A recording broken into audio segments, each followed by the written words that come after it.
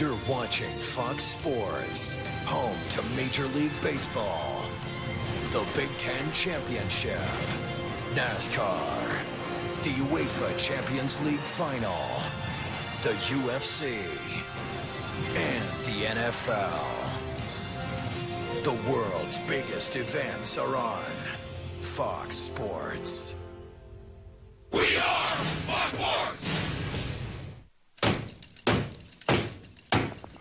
The backflip is back in style.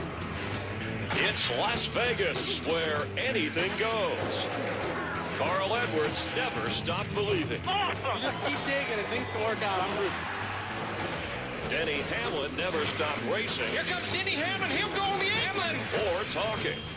How can Danica Patrick change her luck? Which driver's gamble will pay off?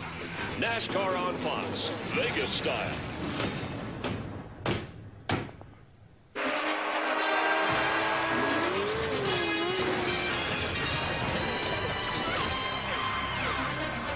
Just a few miles north of the famous strip, we're all in for the NASCAR on Fox three-race show. Terrific weather with temperature in the 60s. The sun is out and it's Las Vegas, the third race of the season.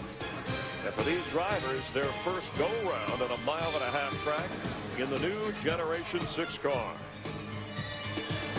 From our mobile studio trackside, we welcome you inside the Hollywood Hotel and Casino, and glad you're with us. We go to the races to bring you closer to the action. Darrell Waltrip, Michael Waltrip, I'm Chris Myers, and at this point, a lot has happened since we last left you, but let's talk about today and what excites you the most. Speed, Chris. I love the speed in the new Generation 6 car. Well over 200 miles an hour down into the corner, and you know, some of our biggest stars are in the fastest cars. Jimmy Johnson, Kyle Busch, Carl Edwards, all in the top 5 in the final practice. What I'm really looking forward to today is this is the third race on this car. This is the kind of racetrack that this car was really built for. A mile and a half, high downforce, and a lot of horsepower. Should be an exciting race today. I think we're going to see some side-by-side racing today for sure. More races on the mile-and-a-half track than any other track length through the course of the year. You mentioned some of the stars, the storylines. Jimmy Johnson, Dale Earnhardt Jr., they're off to good starts. The Hendrick teammates are 1-2 in the early standings, and the top 2 finishers last year, Brad Keselowski and Clint Bowyer, are continuing their strong driving so far early this season. Now, rain wiped out qualifying, so Brad Keselowski is on the pole, but in 4 races at this track in the Cup Series, he's never had a top 25 finish. Well, getting to start by points, starting on the pole is a big advantage for Brad. He didn't win a pole all last year. It gives him a great starting position. They always come on strong in the race, plus he gets that #1 pit selection. I think not qualifying and starting by points a big advantage for Keselowski. And he's going to need all the help he can get. I was down in the garage this morning, and a lot of the guys were talking about the fact that that car wasn't running that great. Starting first and getting up front because of weather is a big break for him and that team, but they've got some problems with that car, I think. All right, some of the other storylines on the agenda, and Darrell touched on it. We're still finding out what these new Gen 6 cars are actually going to bring to the racing, to the drivers. Just last week, we saw Kyle Busch spin himself out. Jimmy Johnson and Brad Keselowski going at it, a 4-way battle after the final restart. Denny Hamlin won a move below the apron for that final push to finish third. And last Wednesday, NASCAR fined Denny Hamlin $25,000 for his post-race remarks, taking into consideration his history and NASCAR's directive to all drivers about being sensitive to the Generation 6 car. NASCAR felt that Hamlin was denigrating the product. I'm not going to try to be the pessimist, but it wasn't as good as I would hope. But there's a lot of room for improvement for this car. It's going to be tough. It's going to take a little while for us to get these cars driving as good as what we had the Generation 5. The truth is what the truth is, and I don't believe in this. I'm never going to believe in it. And so as far as I'm concerned, I'm not going to pay the fine. If they suspend me, they suspend me. I don't care at this point. Wow. All right, Darrell, did NASCAR overreact? You know, Chris, if I've got to pick sides, I'm going to go with NASCAR. And I tell you why. We talked to Mike Hilton this morning, and everything was fine with what Denny said until he compared this car to the old car. Took 2 years to build this car. Engineers, NASCAR, teams, everybody got involved. When he said this car wasn't as good as last, that upset a lot of people. And I think that's what got him in trouble. NASCAR has to, they've got to protect the product. And when the drivers speak out, they're the quarterbacks. They're the guys that everybody listens to. My advice to a driver, work your hands and not your mouth. All right, you texted Denny this morning. How did he respond? Didn't get a whole lot of information out of Mr. Hamlin this morning. He said, I feel fine and my car is good. I'll tell you what I do know about that man, how passionate he is about racing a car and how much he wants to win. I just wished he had got out of the car at Phoenix and celebrated passing 40. He started last. He passed 40 cars to finish third. It was a great run. I wished he'd went in a different direction with his interview. But it shouldn't be easy to pass. These are the best at what they do, and you want the sport more in the hands of the driver on the track. Everybody wants a perfect race car. I'd like to have a car with the easy button on the dash, so it would be easy. If the things were perfect, I'd still be driving them, for heaven's sake. I don't know about that. So you got to embrace it. You got to deal with what you got. I love what he's saying. I Yes. love the fact that you got to race cars and you got to race the track. It's not an easy job. It's the hardest thing you're ever going to do because you're racing against the best in the world. And we'll watch for it today. Fines used to be kept private. People wanted them made public, so there's been a little bit of history there with Denny and NASCAR. We're counting it down to the start of the race. Here's what's around the turn. Old five-time Jimmy Johnson back in championship form, and no better way to celebrate than join us. And we'll get to know rookie Ricky Stenhouse Jr. In fact, he and Michael, they went for a different kind of ride here in Vegas. And Ford driver Carl Edwards, he flipped out in Phoenix and sat down with Darrell. All that, plus Tony Stewart talked with us live from the track. We're glad you're watching NASCAR and Fox, the pre-race show, live from Las Vegas.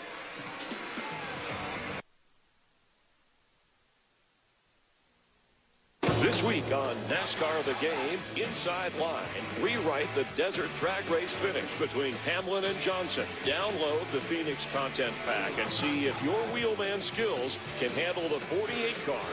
Relive all the best moments from the 2013 season, including Las Vegas, only on NASCAR The Game, Inside Line.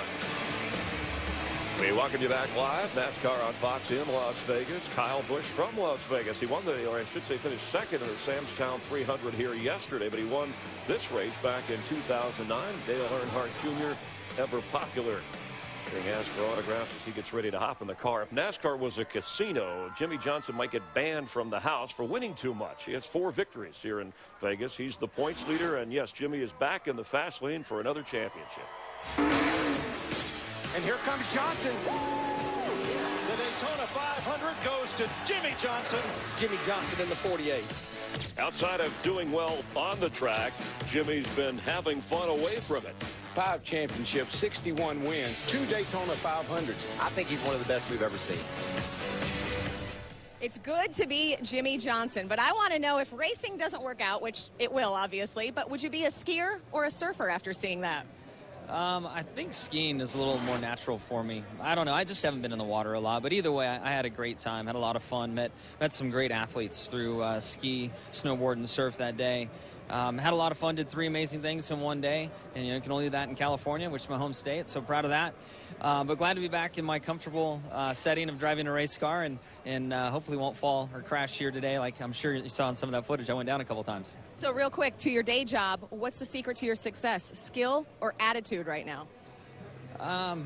Man, I think there's a big question mark. I mean, I think confidence is important, which kind of falls into the attitude standpoint. And we've had a very comfortable start, a lot of speed in our race cars, but it's still so new, and we're still trying to sort out the Gen 6 car.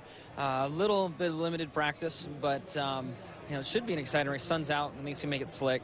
So again, I'm rambling, but there's a lot of questions about today's race, and I'm ready to get out there in my Kobalt Tools Chevrolet and try to win their cool trophy that my sponsor has here. Thanks, Jimmy. You got it. Hey, thanks, Chris. I always like when a guy says, I'm rambling. I'm That means rambling. he caught him. But he is careful. at age 37, a well-tuned athlete, mentally and physically. And 2 Rookie of the Year candidates competing actually against each other in today's race. Danica Patrick and the guy she happens to be dating, Ricky Stenhouse Jr. And you got to hang out with Ricky a little here in Vegas. Ricky's so much fun. We went up to the stratosphere and hung out. I've always found him to be really balanced and really grounded until yesterday. One of the best stops all year long on the NASCAR circuit is Las Vegas. People love coming to Vegas, not only for the thrills you see on the track, but also the thrills you get off the track.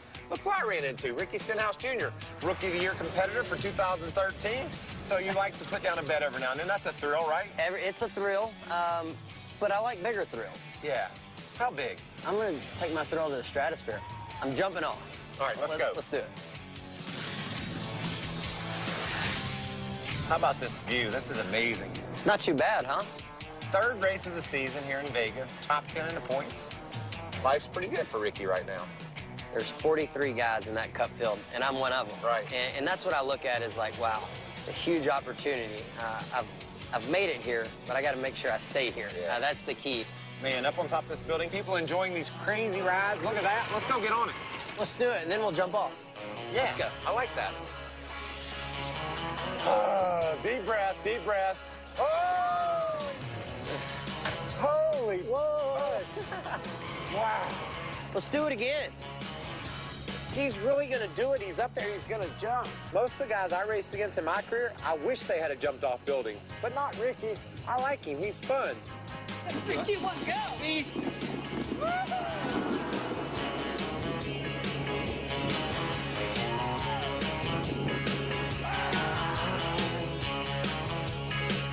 Hey, I made it. Are you okay, buddy?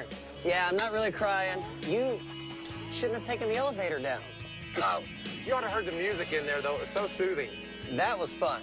You're getting a lot of thrills in Vegas. Yes, I love it. He said the biggest thrill would be winning Rookie of the Year this year, or Ricky of the Year, as he liked to call it. Yeah, I like his car number. Yeah, you almost faded watching him leap off. Whoa, the bag. He won the nationwide race here last year. This is his first Cup race in Las Vegas. Carl Edwards, a movie review with Darrell Waltrip coming up here on NASCAR on Fox.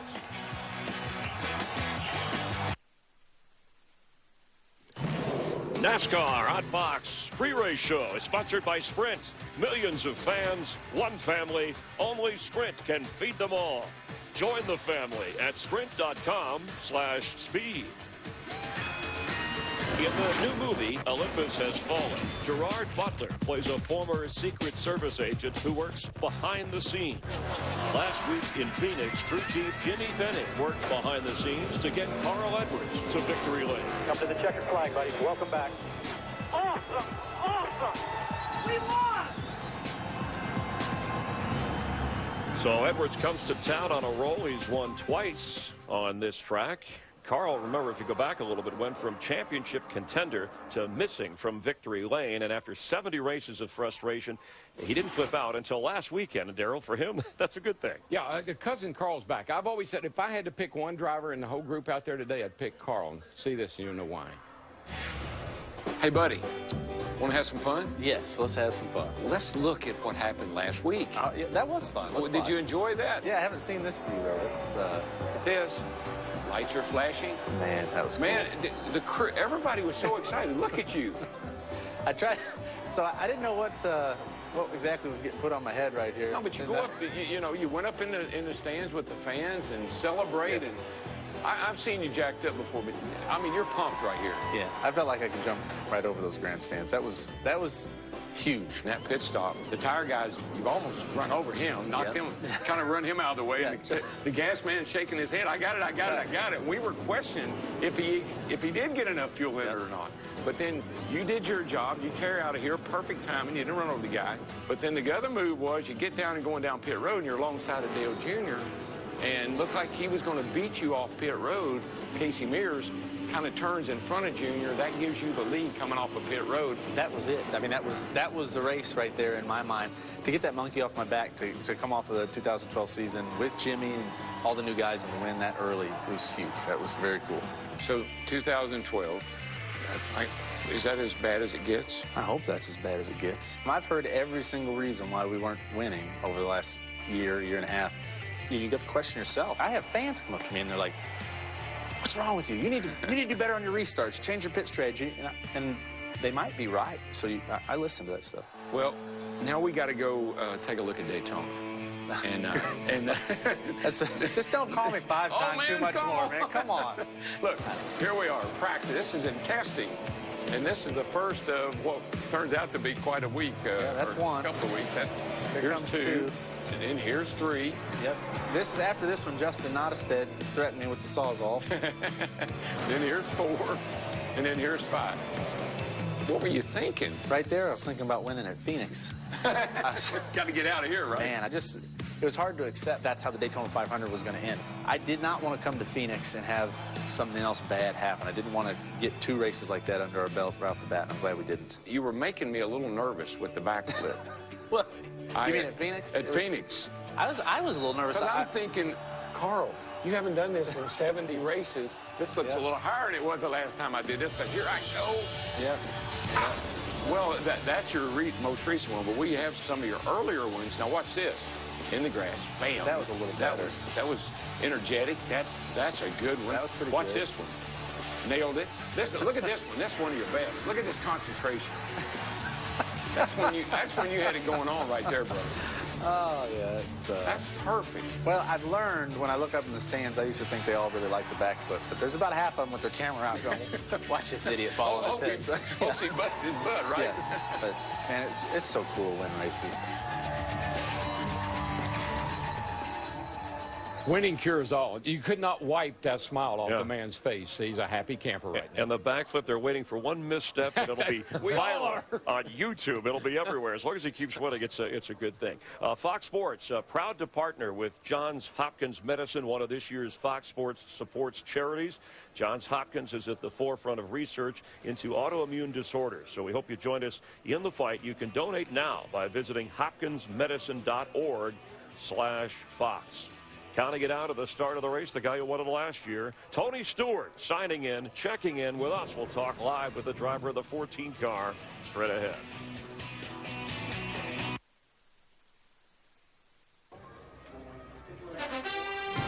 There's Greg Biffle, who with Jimmy Johnson had the most top 5 finishes on mile-and-a-half tracks last season.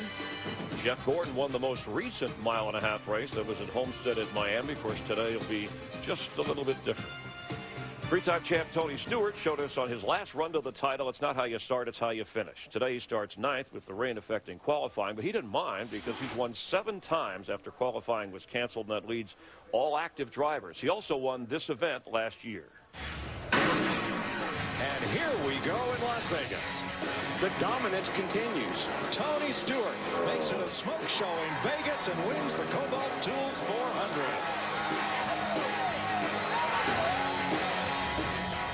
And we welcome the driver of the 14 car, Tony Stewart, live moving around the track. Tony, thanks for doing this, and you've led more laps on this track than any other driver, so give us and the viewers a sense of maybe what kind of race you think we'll see today.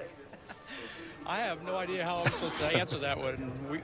We're only week 2 past the restrictor plate track, so it's going to be a learning experience for everybody again today, but you know, the speeds have been really, really fast. The one thing I can tell you is it's going to be a fast-paced race. It's everybody is just flying around here today, so for the weekend. So it's definitely going to be a fast-paced race. But other than that, we're all you know, wondering the same thing. Hey, Smoke, it's DW. You won the championship in 2011. What do you want to accomplish now? What's on Tony Stewart's accomplished list? Win in 2013.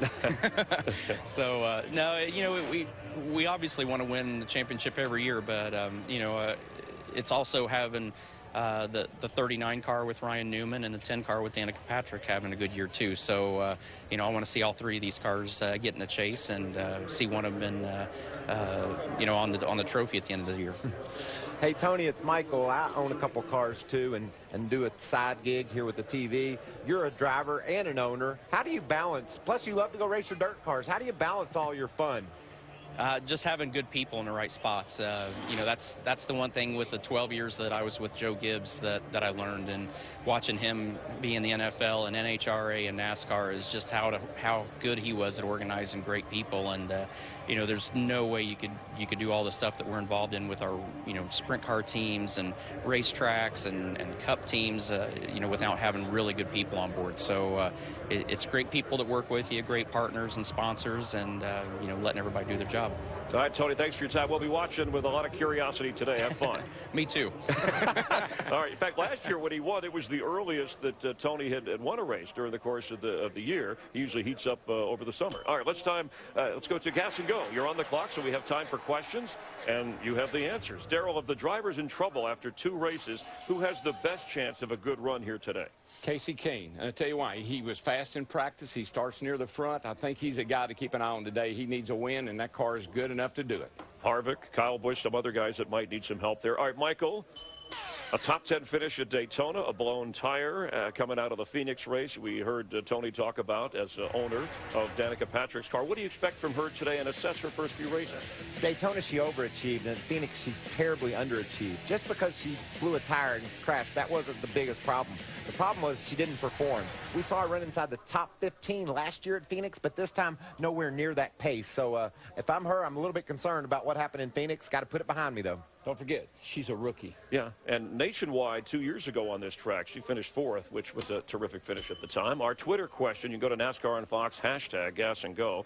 Darrell, can we see speeds well over 200 today? And what can teams learn from this that they'll take to other mile-and-a-half tracks? Well, this is our third race. These first 5 races are all on different size racetracks. We're building a notebook. This car has unlimited potential.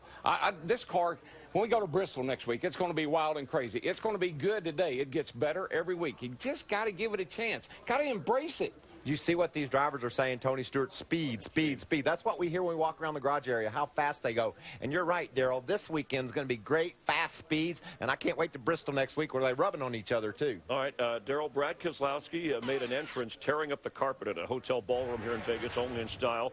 How about the crazy, and this is a cool scene, craziest place you've driven a race car? Well, I drove my car down to Franklin, Tennessee back in the day to go down to the Goodyear store to get my tires balanced, and the sheriff, Mutt Huff, told me that wasn't a good idea and ought to stop doing that. So that was the craziest. Sheriff Mutt Huff. All right, finally here, drivers come to Vegas, legalize gambling. What driver on the track or away? Best poker players? I think Jimmy Johnson.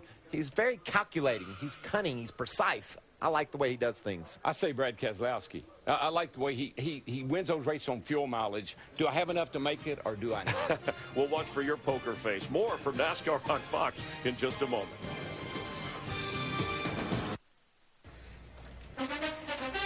We're glad you're watching and getting ready for the start of the Kobalt Tools 400 from Las Vegas, Nevada.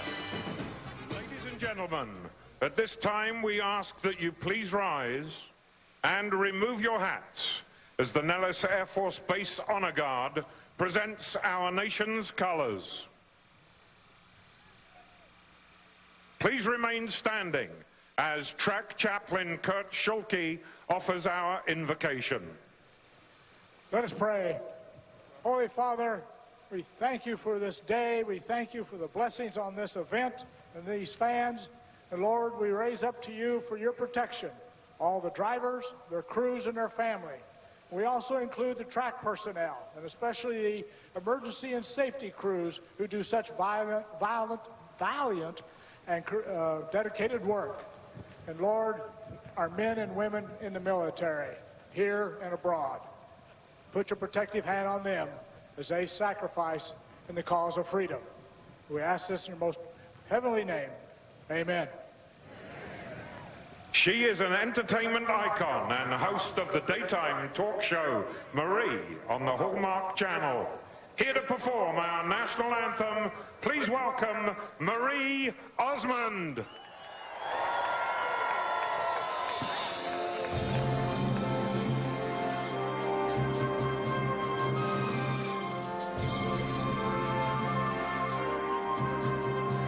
Oh, say, can you see by the dawn's early light what so proudly we hailed at the twilight's last gleaming, whose broad stripes and bright stars through the perilous fight o'er the ramparts we watched were so gallantly streaming, and the rockets' red glare, their bombs bursting in air, gave proof through the night that our flag was still there. Oh, say does that star-spangled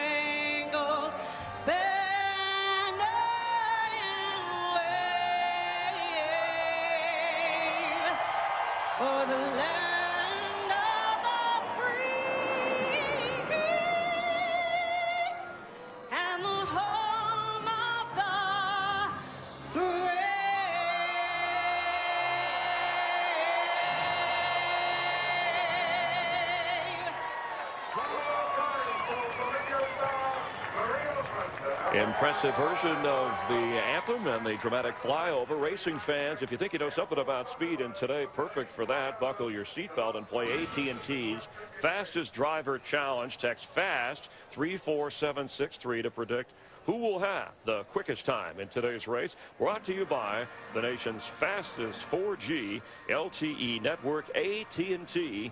Rethink possible. We're live in Las Vegas. Amy McMurray moving to the back of the pack. We'll look at the starting grid in just a moment.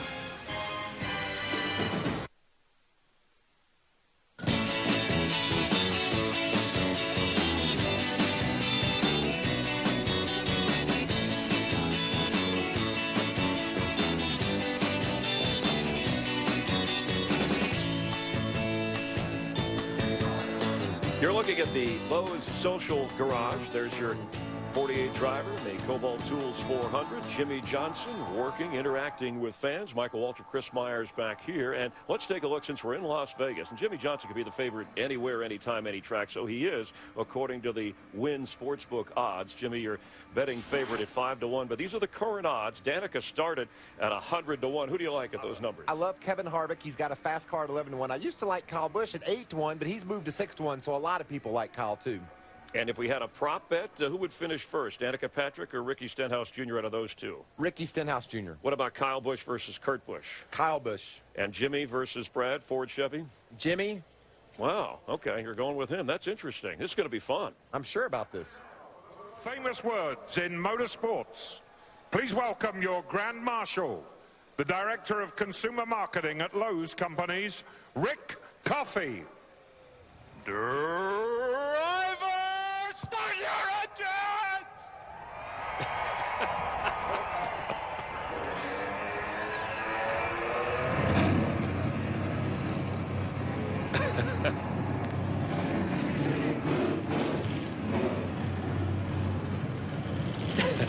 Command, I don't think he had decaf this morning. Let's bring in the guys who will call today's race. We'll head up to the broadcast booth. Darrell Waltrip, Larry McReynolds, and Mike Joy. Mike, the first of 11 races here on a 1.5-mile track that we'll see over the season. So it could be bumpy, a bumpy ride in more ways than one. Well, it could be, Chris. This is the most prolific track size that we have in the entire Sprint Cup Series. So, yes, this race is important for a lot of reasons. Darrell, it's the third different type track that we've had in 3 weeks. What are some of the challenges we'll face today? Well, that's the key word right there, Mike. Challenges. It talked about bumps.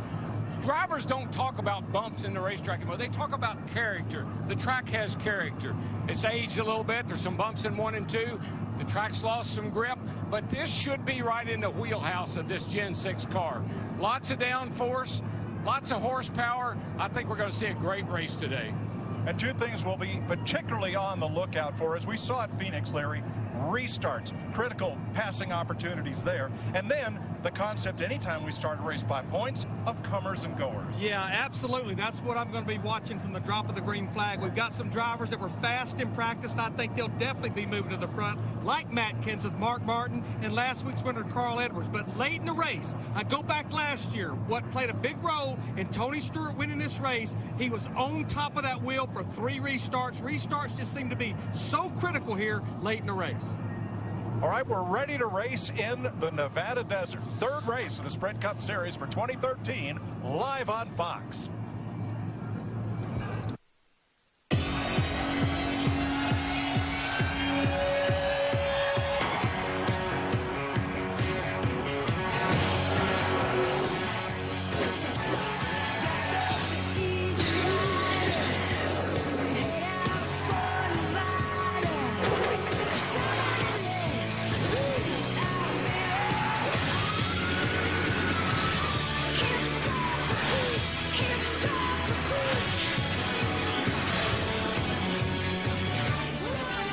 Three of America's best, ready to rock Las Vegas in the Kobalt Tools 400, live on Fox. Field on track, beginning the pace laps. Let's have a look at the Geico starting grid for today's race. The field is set by points from 2012. That's how you do it the first 3 races. So series champ Brad Keselowski has the pole with Clint Boyer alongside. 4-time Vegas winner Jimmy Johnson with Casey Kane. Greg Biffle in row 3 with Denny Hamlin. rookie Ricky Stenhouse with Kevin Harvick in row number 4. And 2 Vegas winners in the 5th row, Tony Stewart and Jeff Gordon. Then the fastest man in yesterday's final practice, Martin Truex, with Dale Jr., a 2-time runner-up here. Kyle Busch, the 2009 winner, with Ryan Newman, top 5 in the last 2 races here. Mark Martin and Carl Edwards in the 8th row. Then Paul Menard, Matt Kenseth, Marcus Ambrose, and Jeff Burton are the top 20. Let's talk to Kyle Busch, hometown favorite. Kyle Busch, it's a DW. You got a copy, buddy? Yes, sir. Right here, DW. Hey, man, you had a great race yesterday. Can you take anything from yesterday and apply it to today? Yeah, you can definitely take the track conditions and the things that the track did, change it throughout the event, adjustments and stuff like that we had to make, apply that to today. So the Monster Energy Camry yesterday was really, really good. There was one better than us, but I think today this M&M's Camry is really, really fast. So hopefully we're the best of them all. This is your home track, buddy. What would it mean to win here? I've done it once, and it was pretty cool, man. It means a lot, and I'd love nothing more than to be able to do it again and get our 2013 season started here. So we got to start heading in the right direction. All right, my friend. Thank you and good luck. Thanks for talking to us. You got it. Have a good day up there. Kyle Busch, first driver to finish outside the chase, starts 13th. Today's race brought to you by Budweiser, the beer that starts with full flavor and ends with a crisp, fast finish. Great times are waiting. Grab some Buzz. Earlier, we caught up with Jimmy Johnson's crew chief, Chad Knaus.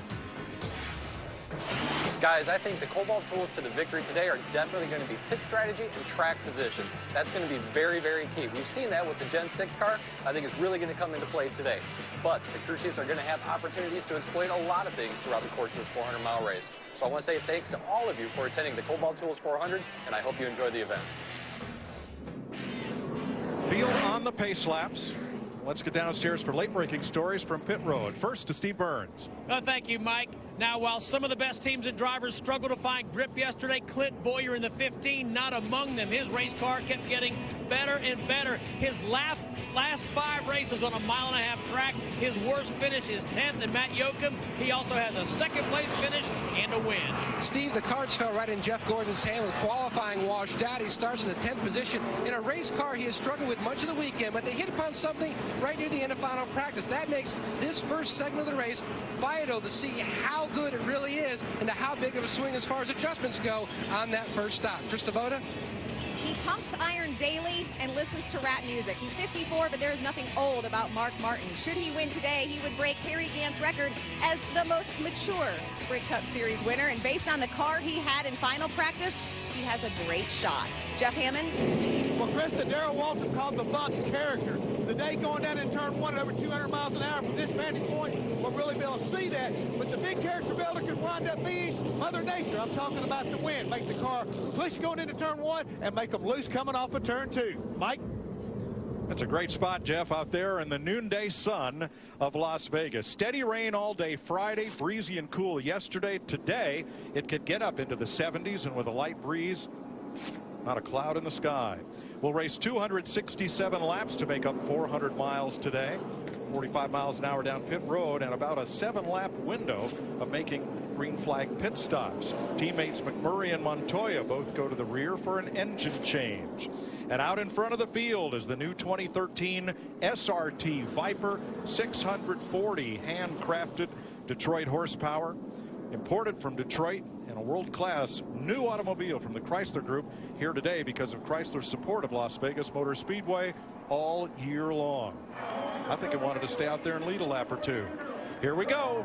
Ready to race in the desert, DW. You got it. Boogity, boogity, boogity. Let's go racing, folks.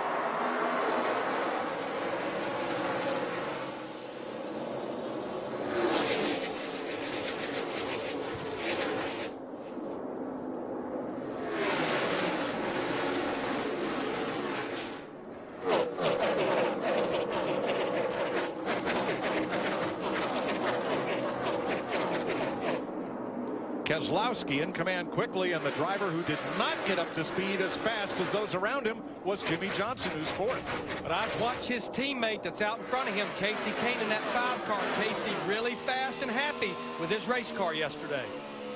And Larry, they're not holding anything back on this opening lap. Kyle Busch just went down on the apron and passed 3 cars going into turn 1. Really, really aggressive on the get-go here. He started 13th because last year he was the first driver to finish outside the chase for the Sprint Cup. 13th in the standings.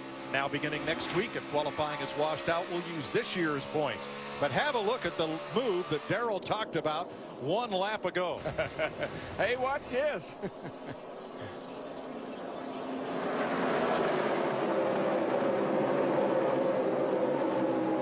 No out-of-bounds line anywhere except Daytona and Talladega. It's like playing chicken going off in that corner when you're down on the inside like that. Who's going to give? Brad Keselowski led the first 2. Bowyer wiggles trying to take the lead on the low side. Boy, he almost lost that thing. But I think that's what we're going to like here today is these drivers already early in the race. They're able to run side by side, and they will run side by side through the corners. Casey Kane to second. Bowyer regroups on the outside, but he's got Jimmy Johnson directly inside him. Yeah, Larry, the really fast groove is around the bottom, but that's where it's the bumpiest. What these guys have found out, they go a little high, they can run above those bumps. So if you don't have a car that's good through the bumps, run up high. Johnson makes the pass, and he is third behind Keselowski's Ford and Kane's Chevrolet. We'll see what we mean down here in turns 1 and 2, where the track has a few dips or bumps, if you will. I call those goosebumps. That's what you get when you run through there and the car gets out from under you. Oh, and by the way, I think we saw yesterday in the middle of the corner, 170 miles per hour. Yeah, 2 old whatever going into that corner down there, and that's amazing speed. Boy, Bowyer has got his hands full, guys. Riding with Jimmy Johnson off into the corner. Look at that, 202 miles per hour. And the gyro cam. Kyle Busch has picked off Stenhouse. He's now up to 8th from 13th. This is a bigger thrill than what Ricky Stenhouse and Michael did jumping off the stratosphere. I can tell you that.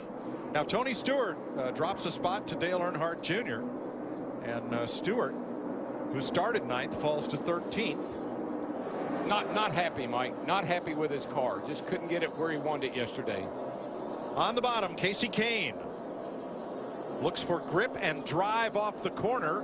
But Darrell, it seems that high line off turn number 2 favors Keselowski. Yeah, there's a lot of momentum up there, and again, you're above the bumps, so that's going to be hard to make a pass. You're going to have to go to the outside like he is if you want to get by him.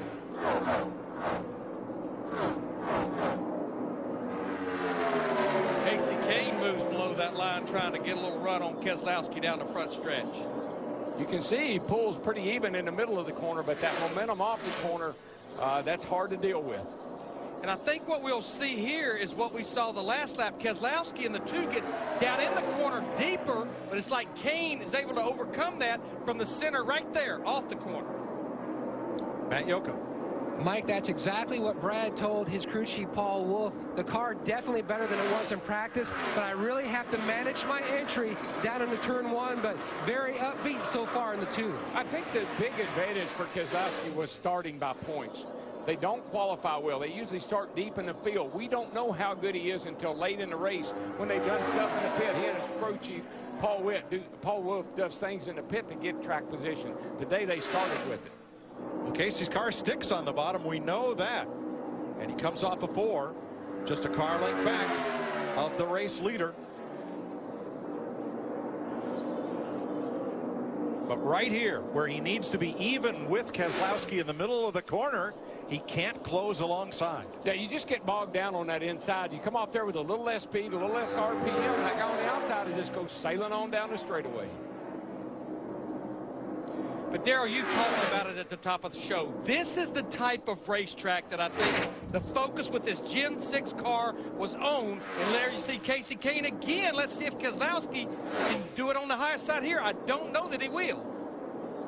Kane on the bottom below the white line, gets a good bit of grip, and there he goes. Casey Kane out in front. One of the drivers who has dropped back from the start is Clint Bowyer. He's fallen from 2nd to 17th. Steve Burns.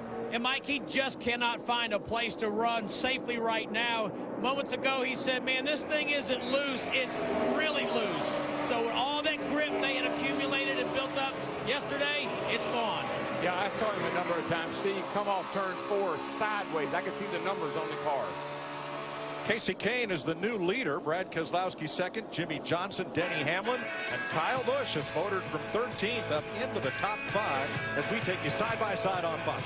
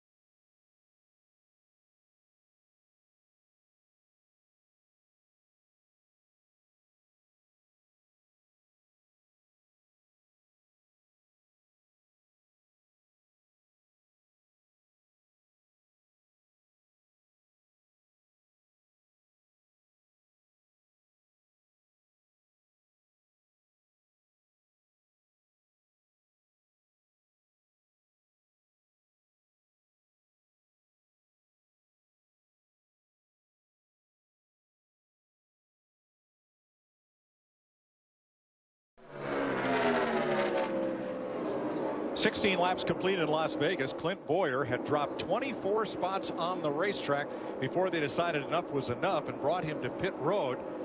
Casey Kane continues to lead. Watch what happened to Bowyer just before he came in. Yeah, Mike, this is when you're praying you have a flat tire. You're hoping there is a problem with this car and it's not going to drive like this all day long. Well, it was a pretty close call with Trevor Bayne in that 21 car. He was the meat and the sandwich of 3 wide. Yeah, the 15 just could not get off the corner. No speed, and Trevor in the 21 just about ran over. A couple other drivers who have dropped back. Tony Stewart's lost 15 spots. Well, we talk about comers and goers. Here are some of the comers. Jamie McMurray and Juan Pablo Montoya both started at the back due to engine changes and a problem with the installation on an engine after the Thursday test. Crankshaft thrust bearing problem. So they had to replace those engines, and they've moved through half the field, both McMurray and Montoya. But I tell you, Kyle Busch in that 18, he just keeps picking them up and laying them down. Yeah, he's got some of the fastest lap times of those first 5 cars. Meanwhile, Tony Stewart has dropped 15 positions from where he started. Steve. And Mike, he's one of the drivers severely loose. He said he feels like the car is on top of the racetrack. Matt Yoakum. Steve, opposite of how Greg Biffle's Ford was during practice when it was tight now, he says it is absolutely dirt tracking, super sideways loose. I can barely hold on to it. 0 ounce of grip. I don't know if we'll be able to make it this entire first run. Matt Puch, his crew chief, just continuing to coach him, trying to keep him in the game here to get to that first stop. I think this is just a classic case of the weather being so different today versus yesterday or the test from Thursday. Just much hotter and just not near as much grip. Hits and misses. Now Clint Bowyer has already been on pit road, and he is 2 laps down after that pit stop. What'd they find, Steve? Well, Mike, his car was so loose, he thought he had a flat tire. As you said, he came to pit road. The team just looked at the tires. All of them were inflated. Just a very loose race car, but the tires were okay. And if you want to see what a loose car looks like or feels like, just get in there and ride a little bit with it. He has his hands, both hands full right now with that race car. Now you also see Denny Hamlin right there. Hamlin in the top 10 solidly. He is in 6th place in his number 11 Toyota. Trista? Mike, he is dealing with much of the same issue that Clint Boyer is dealing with, a really loose race car. And yes, this is a condition these drivers have not really had in practice. Yesterday, the car would get looser as the run went on. Right now, these guys are loose right off the bat. And you know, back to Clint Boyer, the box that he is in right now, you saw him 43rd, 2 laps down. Right now with this run we have, Casey Kane is putting more and more drivers 1 lap down. It's going to be tough for Clint Boyer to get those laps back. Right, David Rudiman and Danica Patrick each going a lap down, 36 and 37. Well, you know, we said in the opening there, Larry, this track has lost a ton of grip. Just the surface itself. Throw in the bumps and then the hot sunshine today, and it's a handful. Look at Montoya in the 42, the middle car there. I've seen so many cars dirt tracking off turn 4. Just look down in there and watch him fight that wheel. It takes all the skill he's got, all his Formula One, Indy car, and stock car skills to hang on to that thing. Darrell, no matter what the car's doing, the hands will never lie, will they? No, sir. You better have quick hands today.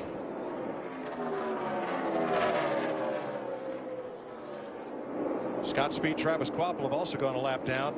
It's probably the 2 best cars on the racetrack right now, leader Casey Kane and the 18 of Kyle Busch, who is up to 4th with Kevin Harvick, gaining 3 spots now, up to 5th in the 29. Well, watch the and 2 there they lines. go after Jimmy Johnson.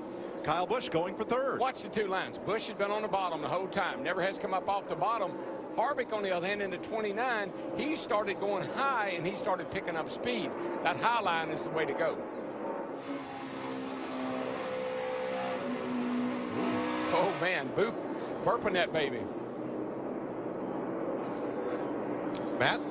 And a great shot there of what Kevin Harvick's fighting. He sits on a scale of 1 to 10. He's about an 8 loose, trying to hang on. He's moved out to the high side. That 18 car who's hugging the bottom, Kyle Busch, says, my car reacts, Mike, exactly how it did in the nationwide race on Saturday. A little tight in the front, but arrow loose. It's fast, he said.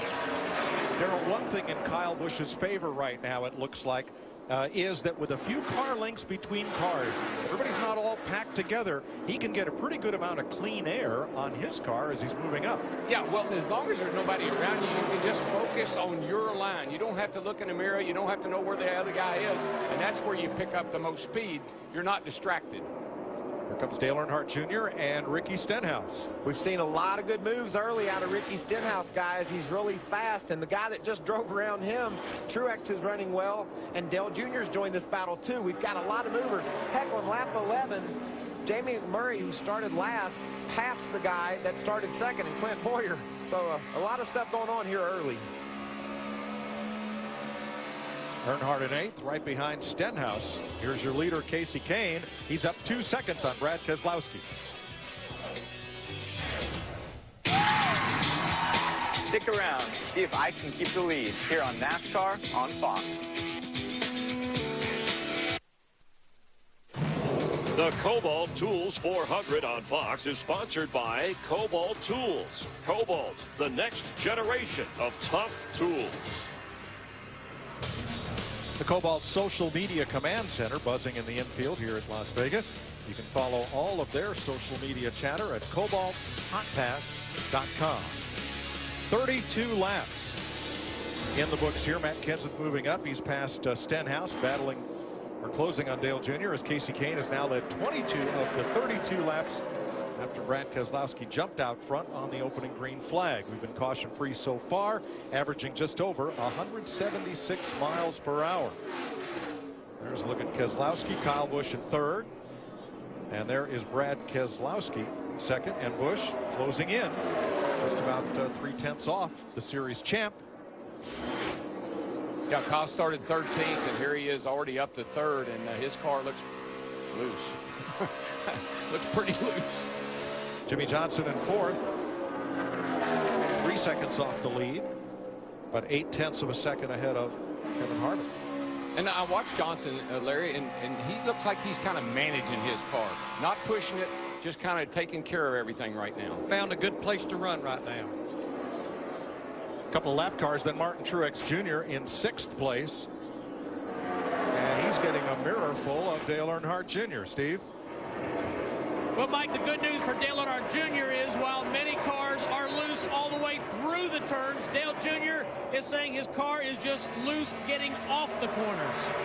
But what a start to 2013. 2 top 5 finishes, sitting up there well up in the points. But I like what Dale Earnhardt Jr. is doing right now. He's racing. He ran the support race at Daytona. He ran the race here yesterday. He said, I want to race more. I want to learn more about where the track's going to go for the big show on Sunday. You heard Kyle Busch say that's one thing you learned from racing yesterday is track conditions and what I can expect, and that's going to pay off in the race.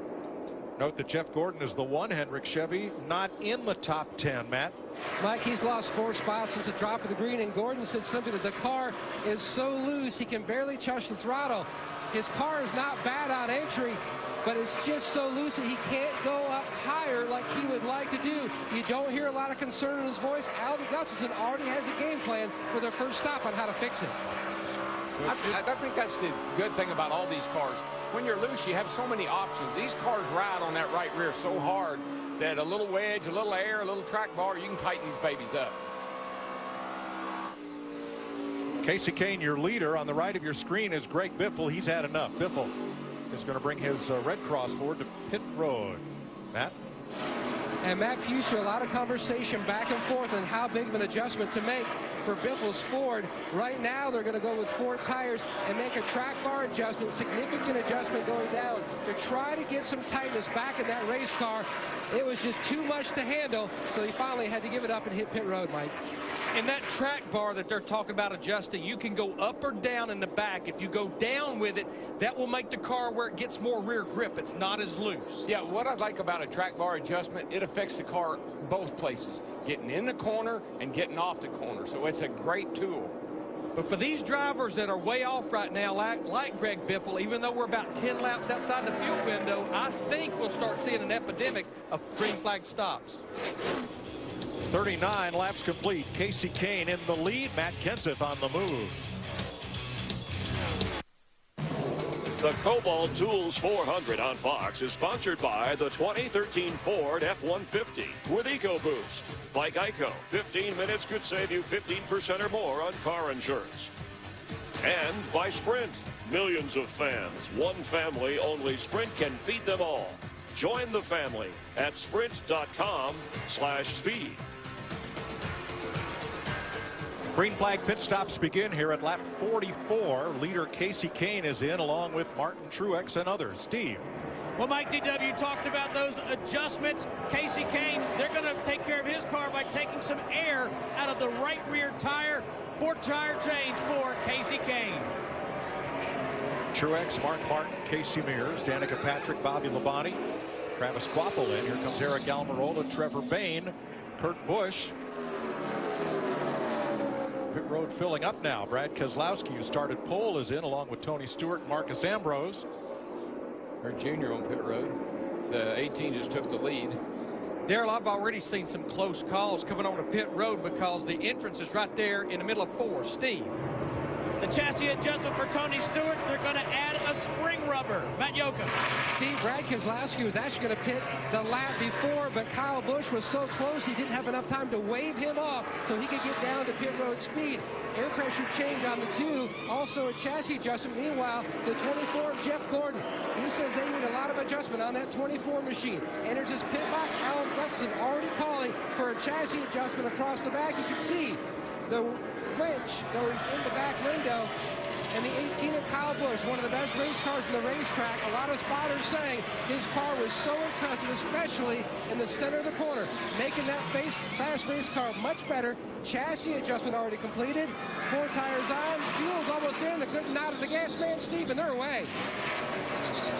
Matt Kenseth is saying that his car gets looser the longer he runs. He said, I really want to tighten it up. We are really loose. Now the adjustment for the 20 car, 4 tires, and they will also make a track bar adjustment for Matt Kenseth. Jimmy Johnson and Carl Edwards also got 4 tires at Sunoco Race Fuel. Letting air out of that right rear tire is like letting air. Uh-oh, we got a penalty, guys. Who's it on? It's on Kyle Busch. The 18 car too fast entering pit road. I was going to say about the air. It's like letting air out of it's like letting air out of a basketball. 18 too fast entering section 1. 18 too fast entering section 1. Pass through. That is NASCAR race director David Hoots, and that means that from the orange cone to the first timing line, he did not get down to pit road speed quick enough. Jamie McMurray picked up the lead, and now he pits in front of Steve.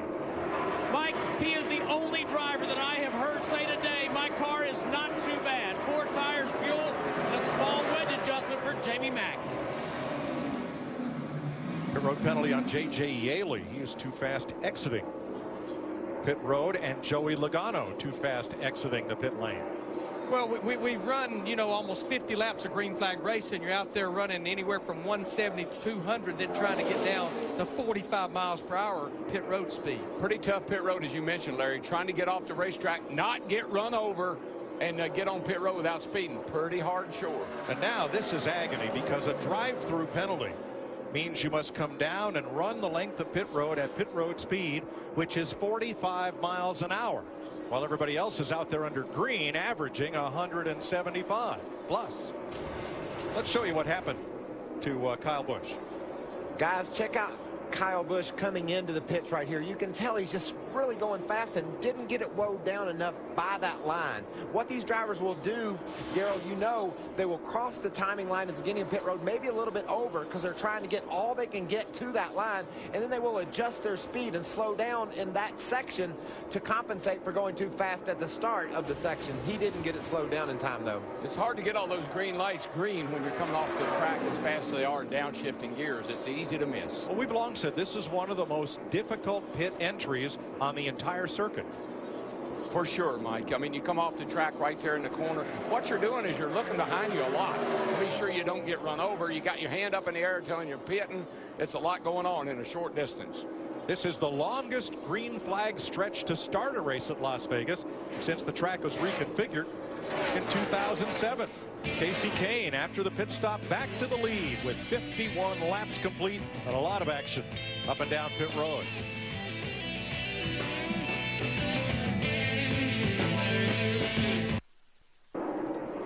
With 57 laps complete, let's take an inside look at what's happening in the Sprint Cup Series, brought to you by Sprint. Jimmie Johnson has the fastest lap of the race. He's currently running in 4th. Get unlimited access to NASCAR with no metering, no throttling, no overages. Truly unlimited data on the Sprint network. Learn more at sprint.com/speed. Now there's the 5, the blue car of Casey Kane. He is our race leader. And because of having to serve the pit road penalty, Kyle Busch did not go a lap down, but he is only a dozen or so car lengths in front of the race leader and in danger of going a lap down. However, 2 of the last 6 races here in Las Vegas were won by drivers who served pit road penalties. Kyle Busch in the 18 is in kind of a precarious situation. People don't get out of his way, but they are getting out of the leader's way. All right, what we have right here, this is the 2 laps that a driver makes, including his green flag pit stop. Dale Earnhardt Jr., before the green flag stops, he was running 8th. Now he's running 5th. That includes the driver getting on and off pit road, plus the stop by the pit crew. They obviously prevailed on that green flag stop.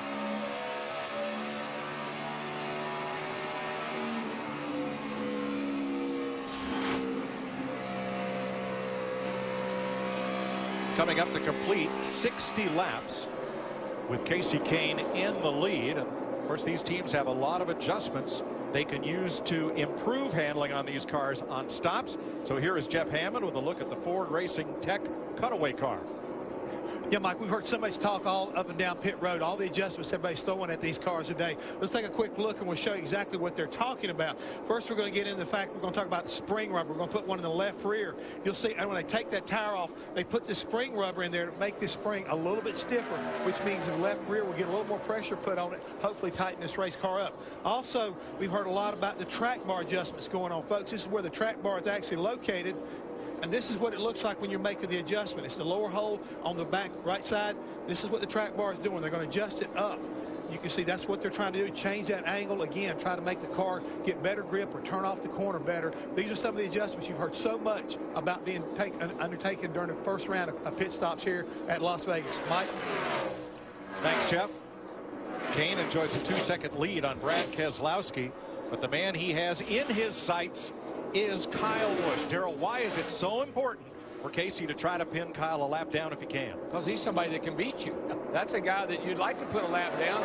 You know you're going to lap other people, and all of a sudden he's not going to be in a position to get the lucky dog. So you'd really like to put him a lap down if you could. And right now, those two drivers on the stopwatch, they seem to be fairly even. It's almost a matter of who catches the traffic the right way. Yeah, Larry, really what it is they get out of the 5 cars' way. He's the leader. But they're racing around the 18 car because they know he's on the tail end of the lead lap.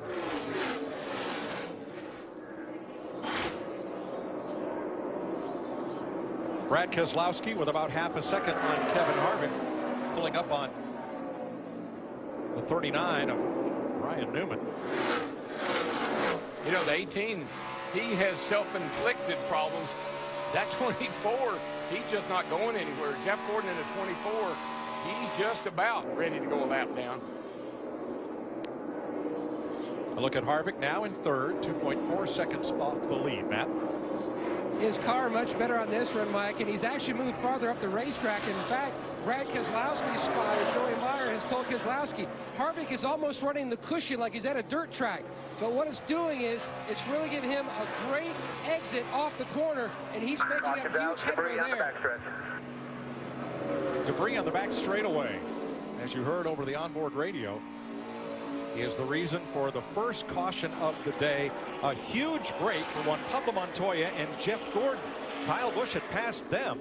They were in danger of going a lap down.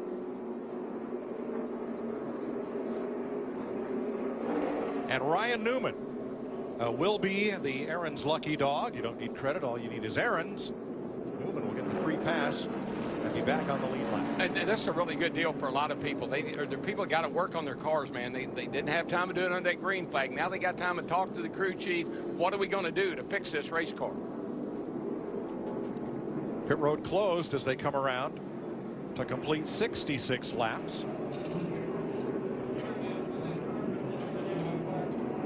Here's today's Ford EcoBoost track facts. Ford Sprint Cup cars have 7 wins at Las Vegas, the most of all manufacturers, including 5 of the first 7 races here. Carl Edwards, the last Ford driver to visit Victory Lane in 2008 and 2011. Yeah, I would say as slick as this racetrack has been and the way these drivers are complaining about them slipping and sliding around 20 laps, I don't think you'll see any strategy here. I think it'll be 4 tires and fuel with a lot of adjustments. Yeah, if your car is good, the worst thing could happen is have a caution flag because your car is good and you're lapping people. Now these guys know if these other guys that had problems get their cars fixed, now you got to race a whole new group of cars. Now the pits were closed and remain closed. However, Clint Boyer's come in for service. They may take some time to make adjustments, and he'll restart the tail end of the longest line. I get a feeling they're wanting to get so aggressive with adjustments. They're willing to pay the penalty of starting at the tail end of the longest line just to have more opportunities to get the pit road to work on this 15 car. First caution flag of the day, this one for debris in the backstretch. And it comes about 20 laps after everyone had already made a green flag pit stop. What's puzzling to me is Montoya. He came rocketing up through the field from the back row, made it up into the top 15, and then during this 20-lap green flag run has slid to the tail end of the lead lap. Yeah, it's one of those things. Like I said, you don't have time on a green flag stop to really talk about what's wrong or what needs to be done to the car. Crew chief takes a stab at it. Sometimes he misses it. Here they come as pit road opens. Krista. Jimmy Johnson on the first run complaining of his car having a lazy front end. Chad Knaus said, Jimmy, on that run, was it better at the start? Jimmy's answer, definitely. They made an adjustment the last time. They'll make another adjustment on this stop. Steve? Mr. Casey Kane saying his car is in the racetrack pretty good. They're going to take some air out of the right front. 2 tires only for Casey Kane, Matt. And our series champion in the upper right-hand corner, Brad Keselowski, they were talking about making an air pressure change in the right rear, possibly right side tires for the 2. He's away. Right sides for the 29 as well. Darrell, I'm a little surprised that many 2-tire stops. I know track position is important, but boy, that's a lot of laps on tires. I think that might have been some of what they saw in yesterday's race, Larry. We're under caution in Las Vegas.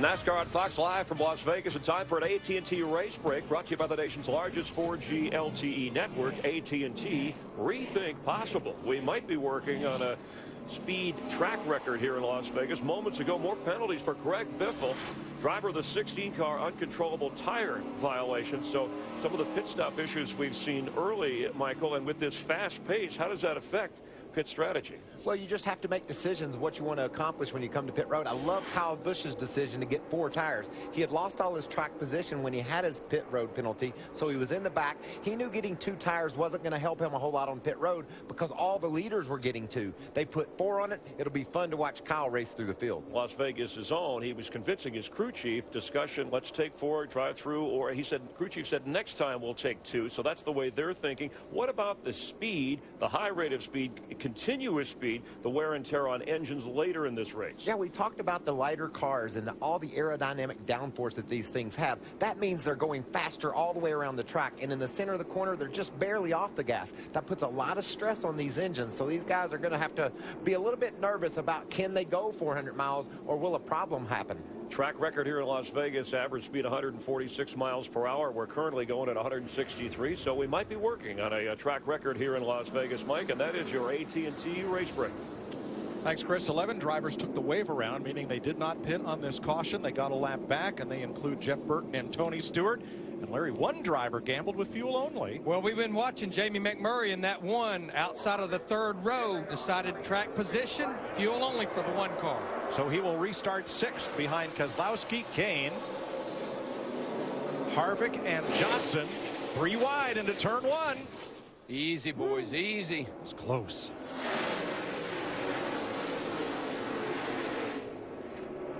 Ambrose way on the high side, 3 wide in the middle of the pack as Kane reestablishes his lead. Look at him coming to turn 3. Almirola, that's Ambrose's teammate in the 43. That's all that stopped his forward progress. Watch that 18 car, Kyle Busch. Michael Walton just talked about him. Wanted those 4 tires, and he's up there trying to get back in the top 10. Yeah, well, he was in a position where it made sense for him to take 4. He's at the back of the lead lap cars there, so that made a lot of sense, and it's going to pay off. I tell you, the one that's going to be hurting is that 1 car of McMurray. Ooh, Stenhouse might have got into the wall exiting turn 2, and they almost rolled right over him down the middle of the backstretch. Now he's in the 17 way up high. He and Ambrose almost got into it there. And now Ambrose will clear him along with the 51, driven this week by Austin Dillon, who gets a little squirrely in front of Kurt Busch. 17 is clean. He had no damage on the right side. Tires still got all the writing on them. They're good to go. Good, Darrell, but boy, he had to pedal it and get way out of the throttle, and the pack almost caught him up. That's what I like about rookies. They're fun to watch. For the lead, Jimmy Johnson looks high on Casey Kane, drops right in his draft at the start-finish line. Which way will he go? You know, that Jimmy said something that's kind of funny to me. My front end feels a little lazy. I think that's because of the bumps. I think they've probably done something to the front of the car with a shock package, bump stop package, to make the car float over those bumps. I think we knew it would only be a matter of time before they made the right adjustments on Jimmy Johnson's car. Look at him scoot to the high side, Mike. Casey Kane keeps his car down low, gives Johnson a car width and no more exiting turn 4. Johnson's momentum should carry him into the lead at turn 1, but Kane, his teammate, is not going to give it up without a fight. Should be a drag race off the corner here. Outside should prevail. Got that momentum. See how they do down the back here. Brad Keselowski loves this. Side by side, he's able to catch them up along with Harvick. Boy, Jimmy poured that thing. Oh, my gosh. Thought the throttle stuck. He definitely drove it in there, and he picked the throttle up in a hurry. Oh, lazy front end must have woken up there. Johnson to the lead. From Casey Kane, Brad Keselowski 1 second back. Harvick and Truex all within 2 seconds of the leader.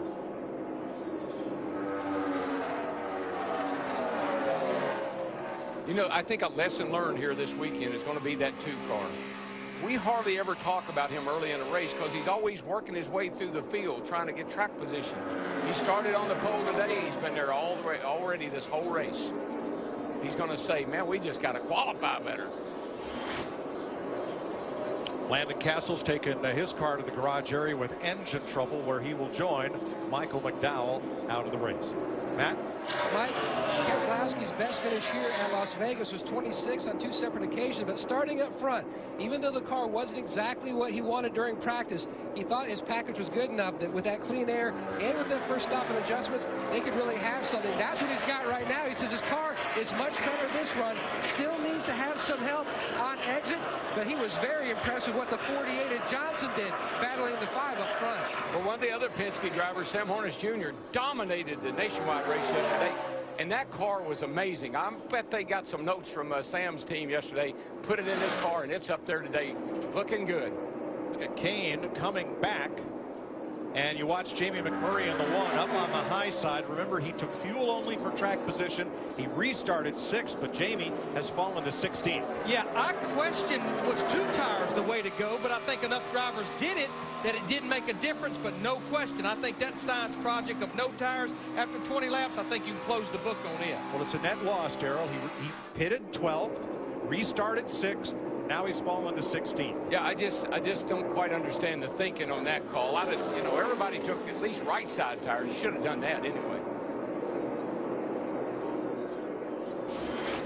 And here's Ricky Stenhouse. His position matches his car number. Krista. And we talked about the little issue he had earlier, but nothing on the radio about that. The only thing Ricky's saying now about his car is that it's a little bit too tight.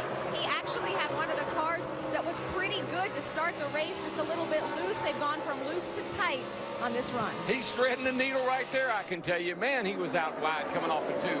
Wow, he likes that high side, and Tony Stewart's going to try to take advantage of both Stenhouse and Ambrose in the 9 on the inside. Tony Stewart, he's trying to get up there and catch Trevor Bayne in the 21. That will be the first driver a lap down.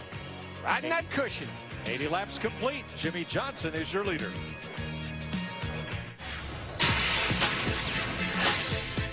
See if I can keep the lead.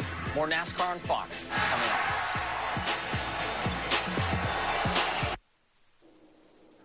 The Kobalt Tools 400 on Fox is sponsored by Budweiser. Great times are waiting. Grab some buds. 86 laps complete out of 267, 181 to go here in Las Vegas, where Jimmy Johnson leads his Hendrick Chevrolet teammate Casey Kane by 2.4 seconds. Brad Keselowski another 2 back, just ahead of Kevin Harvick.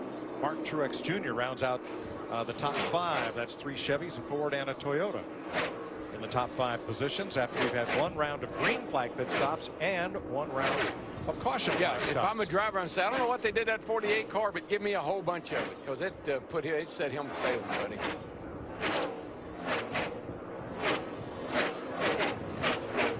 The odds-on favorite here, by the way, to have a great day. And let's pick up on Danica Patrick's day with Krista.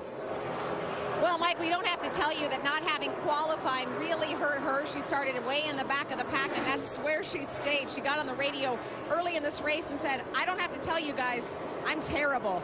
How terrible? Listen to the adjustments they made on the last stop. Track bar down 2 rounds, a rubber in the left rear, and a front shock adjustment, all on 1 stop. But see, to me, that's where she struggles quite a bit. She's a rookie and trying to give the team feedback about what the car needs under these conditions.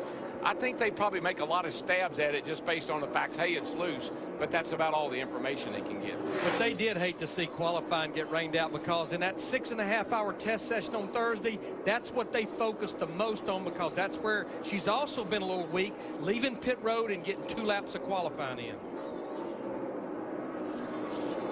Now, Carl Edwards with Kyle Busch right in tow, last week's winner, running in 8th place. And boy, Kyle has recovered nicely from that pit road speeding penalty earlier. Oh yeah, that caution flag just saved him, because otherwise he'd have gone a lap down. But I think what's paying dividends for him right now, especially into this long run, remember Kyle Busch, 4 fresh tires on that last stop. Carl Edwards and the others just 2.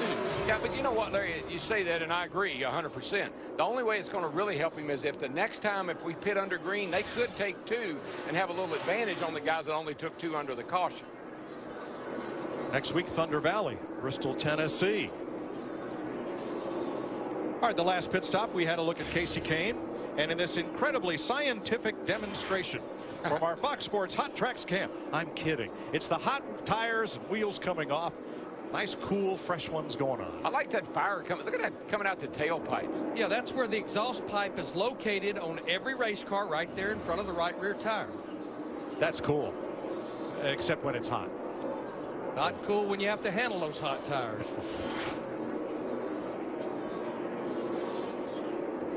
Well, for Hendrick Motorsports, there are 3 cars in the top 6.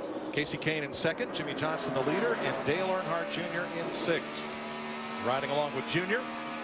But for their teammate, Jeff Gordon, it has been a struggle. Let's go to his pit. Mike, 16 wins on a mile-and-a-half racetrack like Las Vegas. Gordon won here in 2001, but it has definitely been a handful and a struggle much of the day. We're way off. 10-4, hanging in, both. We are good for 3 laps, and then we're right back to the same stuff. Loose, loose, loose.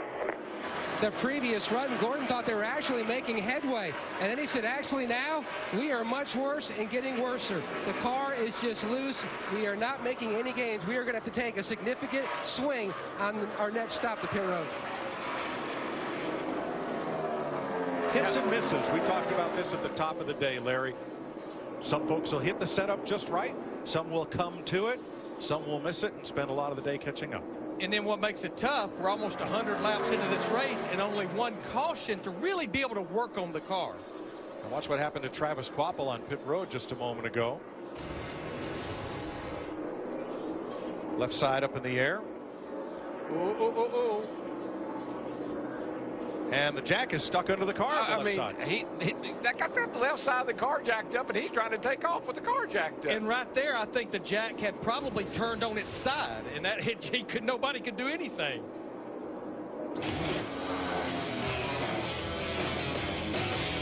.95 laps complete. Jimmy Johnson leads Casey Kane by 1.2 seconds.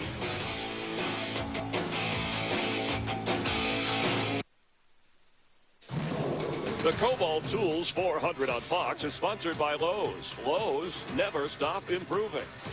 By Chevy Silverado, the one you depend on, the one that lasts.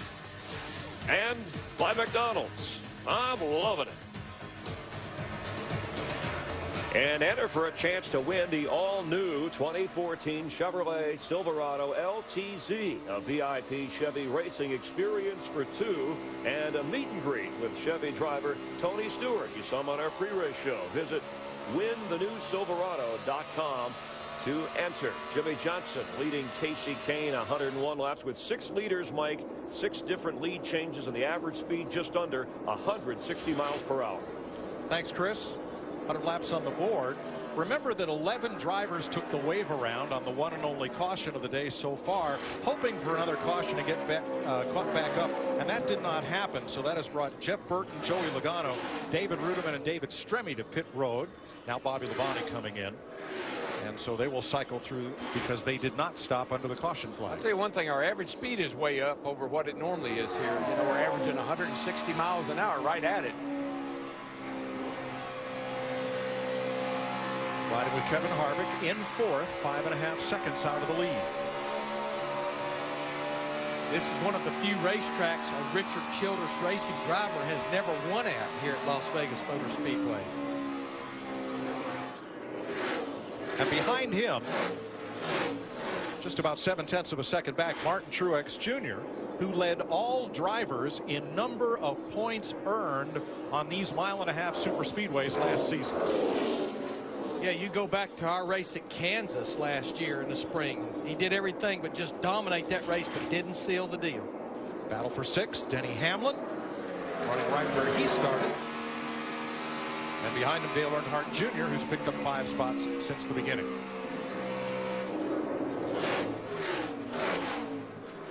Now Earnhardt's about 8 seconds off the lead. Carl Edwards right with him. Carl Edwards, I love the interview that Darrell did with him in the pre-race show. I think you're right, Darrell. You can't even wipe that smile off his face after that win last week. He was a happy man, I'll tell you. That was a lot of relief for the old boy. You know, of his 20 Sprint Cup wins, half of them have come back-to-back. 10 out of 20. And Kyle Busch, another up-and-down day for Kyle. He must just love passing cars. because he's had to prove to be so good at it. That pit road speeding penalty put him to the tail end of the lead lap, and he just started marching forward again. Well, the race he won here in 2009, he had to do it from the rear of the field because of an engine change. And remember, last week he had problems. He spun out all by himself, and that pit road penalty there, those things mount up, guys. So there's a look at Kyle in 9th. Matt Kenseth will complete the top 10. 9.5 seconds out of the lead. Now you see the red, that is the groove on the racetrack from our Fox Sports Hot Tracks. Now watch it get up out of that groove. Yeah. And he was a lot looser than the guys down in the red groove. Oh, yeah. Now that's pretty cool right there.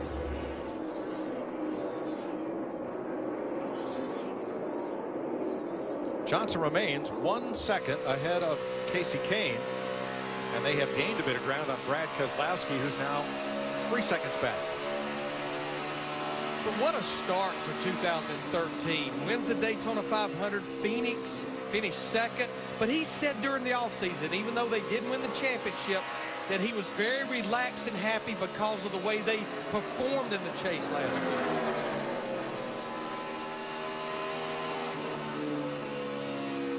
.108 laps complete, and another round of pit stops coming up soon as crews get ready. The Kobalt Tools 400 on Fox is sponsored by AT&T. Rethink possible.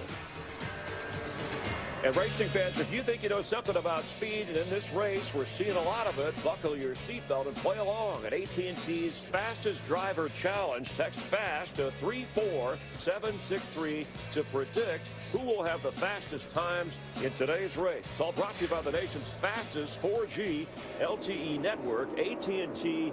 Rethink possible as Jimmy Johnson, your leader. Casey Kane, Mike, has led the most laps at 59.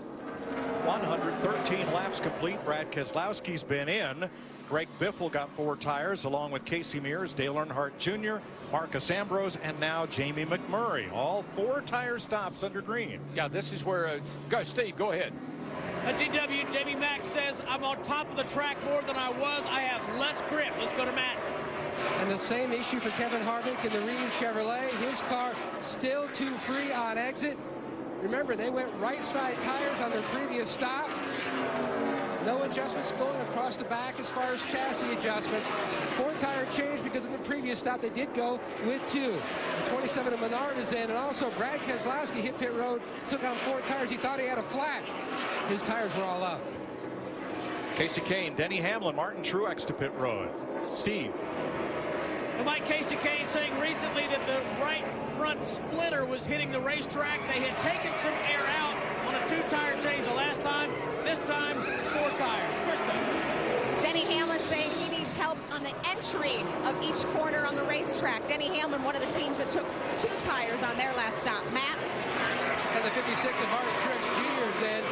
Now his car over the previous run was not as good as it was the run before that. The track continues to change. You can see different cars moving higher and higher up the racetrack.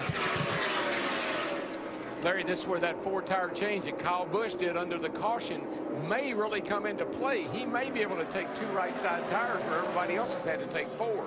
Yeah, Darrell, I hear what you're saying, but I think the amount of time he's going to have to be there for a full load of fuel, go on and get 4 tires.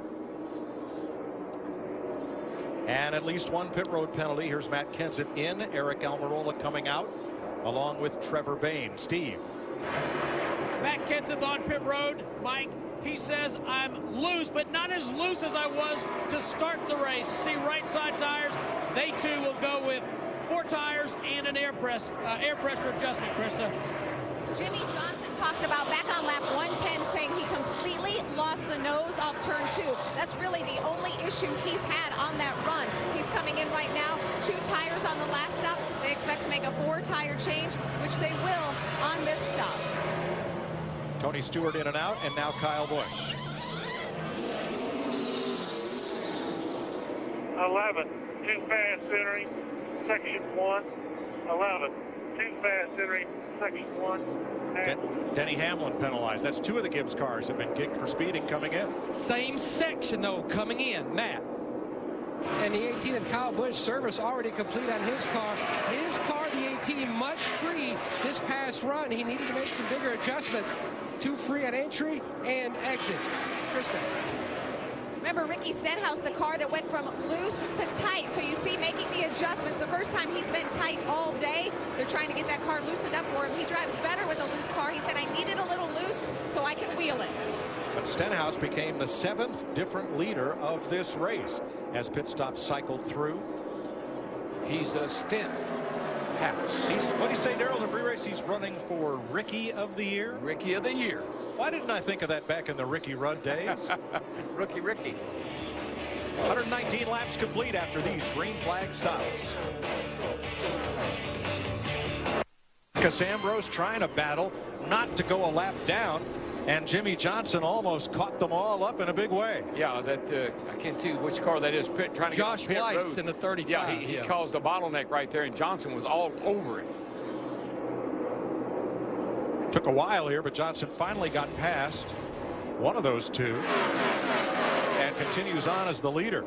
Casey Kane now second. Brad Keselowski, that 4-tire stop benefited him. Yeah, because he came to pit road a bit early because he had a flat or thought he had a flat. He was able to get the benefit of those 4 fresh tires, but now he loses second to Casey Kane in that 5. Yeah, that debacle there down in turn 4, it cost Jimmy Johnson it cost him all the lead he had, and now Kane is back on there right on his back bumper.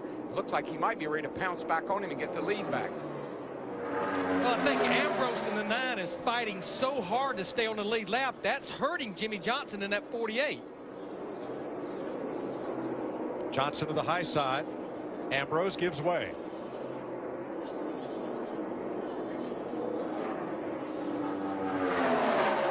.127 down, 140 laps to go.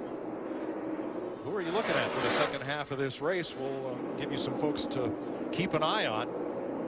Our Fox Mid-Race Report here coming up shortly.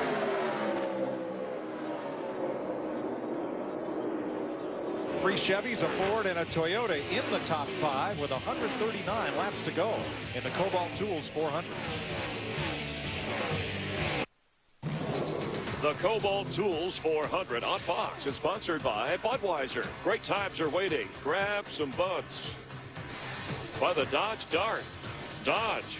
New rules. And by Olympus Has Fallen. When our flag falls, our nation will rise. Olympus Has Fallen. In theaters March 22nd. Rated R. Live in Las Vegas, and time now for the AT&T Mid-Race Report. Pole sitter, defending NASCAR champ Brad Keselowski led the first lap of this race, but in the previous 15 Las Vegas races, the leader of the first lap has never gone on to win. Casey Kane has led the most laps along with Chevy teammate Jimmy Johnson. They've dominated the first half of this race. Darrell Waltrip, who are you keeping an eye on? Well, you know, in most sports, the home team has the advantage. Kyle Busch, I got an eye on him. This is his home track. I like what Dale Jr. is doing, guys. He's making progression. He just moved around Martin Truex Jr. You remember how he closed last week in Phoenix? He was challenging for the win late. Little pit road miscue cost him, but watch for him to be tough at the end. Michael, we're halfway with only 1 caution, but we've had 6 penalties on pit road. Most notably, Kyle Busch, the 18, his teammate Denny Hamlin, the 11, speeding on pit road. If you're going to win this race, you better be penalty-free the rest of this way out. Steve. Well, Larry Mack, the 5 team has been penalty-free. More to the point, they have kept up with this racetrack for Casey Kane. Every time they make an adjustment, that 5 car gets just a little bit better. Martin Truex Jr. is a solid performer. He scored the most points of anybody on all the mile-and-a-half tracks last season. He's been in the top 5 most all day, and currently he's a solid 4th, Chris. And the fast pace of this race, Mike, and fewer cautions, limit restarts, make it tougher on drivers to make up ground, like Tony Stewart, Jeff Gordon, and Denny Hamlin. And the halfway leader in Las Vegas has won this race just once in the last 8 tries here. That is your AT&T Mid-Race Report. Got a lead change going down the back there, guys. A 5-car Casey Kane just drove around Jimmy Johnson to take the lead.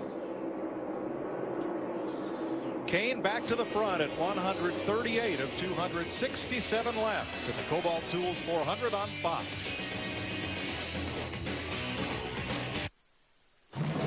The Kobalt Tools 400 on Fox is sponsored by Sprint. Millions of fans, one family only. Sprint can feed them all. Join the family at sprint.com/speed. With 143 laps to go, let's have an inside look at what's happening in the Sprint Cup Series, brought to you by Sprint. Jamie McMurray started in the back. He is the biggest mover. He's up to 11. Get unlimited access to NASCAR with the NASCAR Mobile 13 app and truly unlimited data from Sprint. Learn more at sprint.com/speed. You know, Mike, Larry, the guys have a term they use. They call the track, they say it rubbers up. And that's what I'm seeing with the racetrack right now. Kind of from the bottom up to the middle, looks like the track's rubbered up. It's pretty black. What these guys are starting to do is really search for some new asphalt to run on, which is right up around the top of this joint. And they're sailing around the top of it right now. Kyle Busch on the move. He has passed Martin Truex for 4th place. So it's Kane, Johnson, Keselowski, Kyle Busch, and Truex, the fast 5 right now, as we go to Jeff Hammond. All right, whenever you're ready. Hey, right now down in pit road, Larry Reynolds was talking about the penalties and how they can get guys in trouble. As you see cars coming off right in the orange cone, that first section, a lot of guys have been caught through their speeding. The main thing when you're the one in this race, you're going to have to make sure you don't do that. Daryl's been talking about how fast this race has been. I think that's what's getting a lot of these drivers in trouble is the speed of the race. And also, when you look back down pit road, not just the speeding penalties, but mistakes by the pit crew. We've already seen it done once where one of the guys made a mistake with the jack. These things are so important. You've got to be precise. If you've got to be perfect the final part of this race, you want to pick your lane. Thanks, Jeff. The cars that are pitting now are teams that got off cycle when they took the wave around on that first caution of the day. So they're not on the same pit stop sequence as most of the lead cars. Yeah, like Joey Logano on that 22 car, he pitted last back on lap 99, so he was definitely due to come pit road. And there you see he just made his green flag stop. You just saw our leader, Casey Kane. And the thing about Casey Kane in this 5, this is his 10th year in the Sprint Cup Series. And Darrell, he said during the offseason, this is the first time in 5 or 6 years that everything's going to be the same as last year. I've got the same owner, the same crew chief, the same everything. And I think we're going to see a lot of wins out of Casey Kane this year. As long as he keeps that crew chief, he's got Kenny Francis, he's going to be just fine. That's a sharp kid. He's our leader by 3 seconds as he puts a lap on Danica Patrick.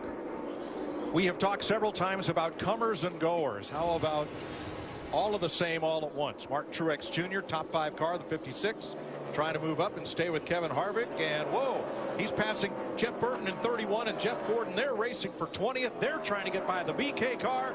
Oh, my gosh. 4 wide. How about that? Through the corner. David Rudiman stuck in the middle of that battle. You want passing? We've got passing. Yeah. Clowns to the left, me jokers to the right. Here I am. Stuck in the middle. Only 1 caution flag so far, and that was for a piece of debris on the backstretch at lap 66. The record for the fewest cautions at Las Vegas, 2 twice. Well, we're averaging 162 miles an hour, and this thing is going by in a hurry. And what a great day for Casey Kane. He has led more laps today than in his previous 9 Las Vegas races combined. And we're not that far away from green flag stops again. And it's going to take, I think, every driver, you're going to have to make at least 3 more stops to get to the end of this thing. And we really saw this coming with Kane because he had the fastest car in practice yesterday. So we are not surprised that he's running as well as he is. All right, let's check in at the Hollywood Hotel.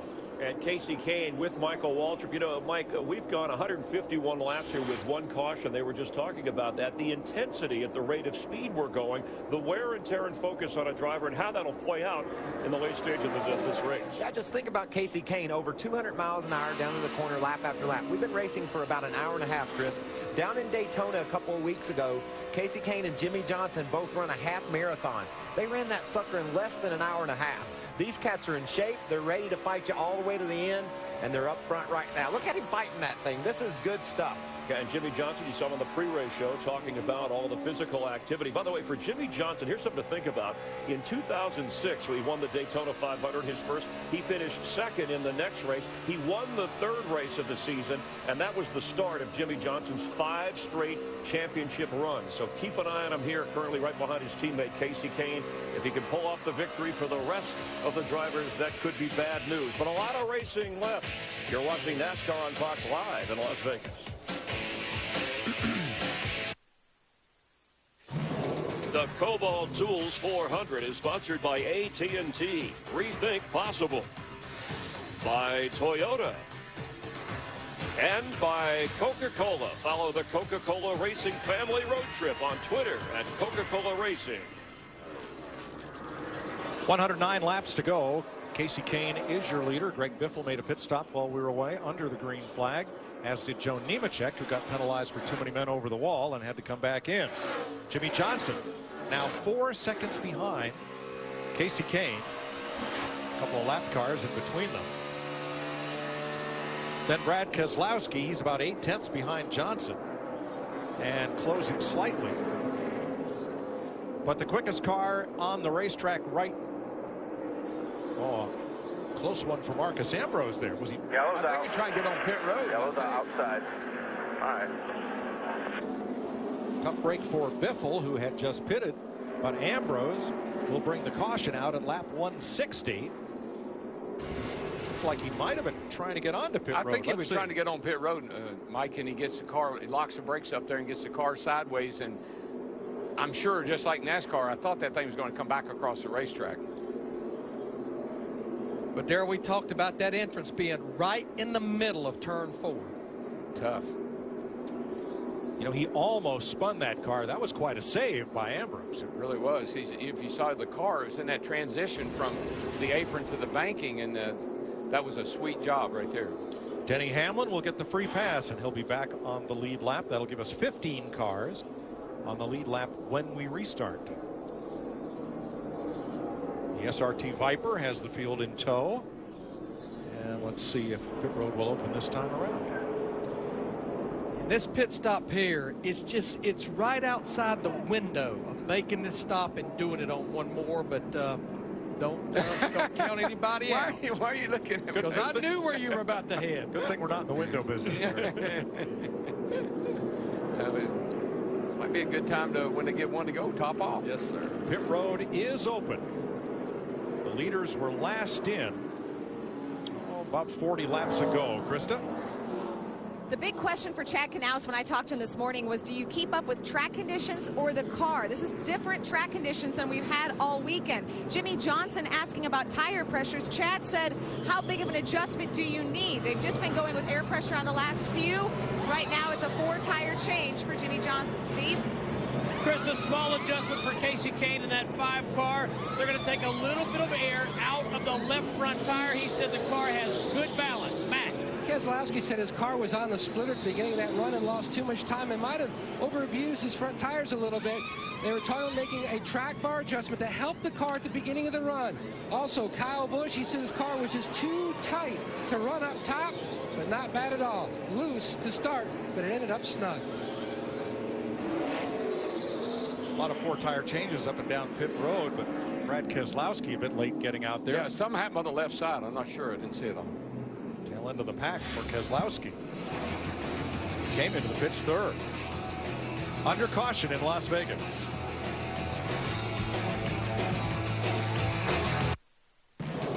The Kobalt Tools 400 on Fox is sponsored by Subway, the official training restaurant of Carl Edwards, and athletes everywhere. Finishing up the second caution of the day, Jimmy Johnson got a great stop, got out of the pits ahead of his teammate Kasey Kahne, Kyle Busch, Matt Kenseth, and Dale Earnhardt Jr.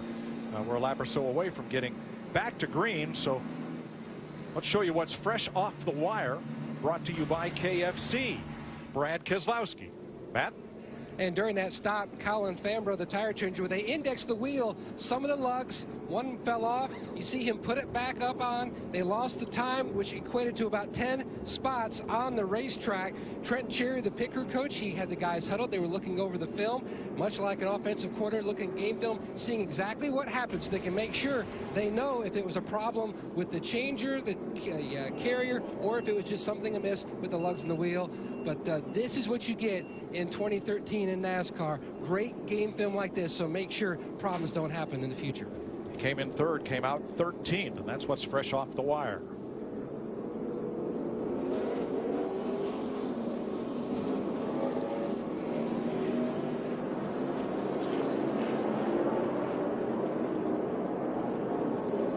Next week, a whole different racetrack, a whole new ball game. Next week, NASCAR on Fox takes on the world's fastest half mile, where I've won 5 times. Kyle Busch dominates in Bristol. It's our old Coliseum of racing, and there's sure to be some bumping and some banging down in Thunder Valley. And it'll all be right here, only on Fox. Food City 500, 12:30 Eastern. In racing's Roman Coliseum. Last time we were there, they were throwing helmets, pointing fingers, doing a little bit of everything. And that's what I look forward to, Larry. Next week, all this pin-up aggression is coming out. All right, Jimmy Johnson elects the outside for the restart. Earnhardt and Edwards, row 3. Truex and Martin, row 4. Menard and McMurray in the 5th row. We'll have 15 cars on the lead lap for this restart. And Jimmy Johnson has elected the outside. Yeah, I think that's a good move. There's a lot of momentum out there, and that seems like the way to go. I noticed yesterday in the nationwide race, Sam Hornish did the same thing. Seemed to pay off. I think we're going to have a cast of characters that are going to show up now. I think that 20 car with Kenseth and that 18 car, they're right there. I think they're ready to go racing hard. Green flag, and we're back racing, completing lap 165. 102 to go. Kenseth looking high. Busch down low. Kyle Busch, wild thing, makes it 3 wide, and he wants the lead. They didn't. I'll tell you one thing. Casey Kane did not get that to him. He bounced off of him getting down in there. That was close. What a move by Kyle Busch. Well, it's that time, man. You got to get out front. It seems to be the place to be. Just a little over 100 laps ago, Kyle Busch had to make a drive-through penalty down pit road because of speeding under a green flag stop at lap 46. Larry, you know this, and the fans do too. There's nobody more aggressive on the restart than Kyle Busch. I've seen him do it time and time again. And he told you when you talked to him under the pace laps how much he wants to win again at his home track. Well, you know, in college basketball this year, the home teams have won almost every game, and this is a home game for him.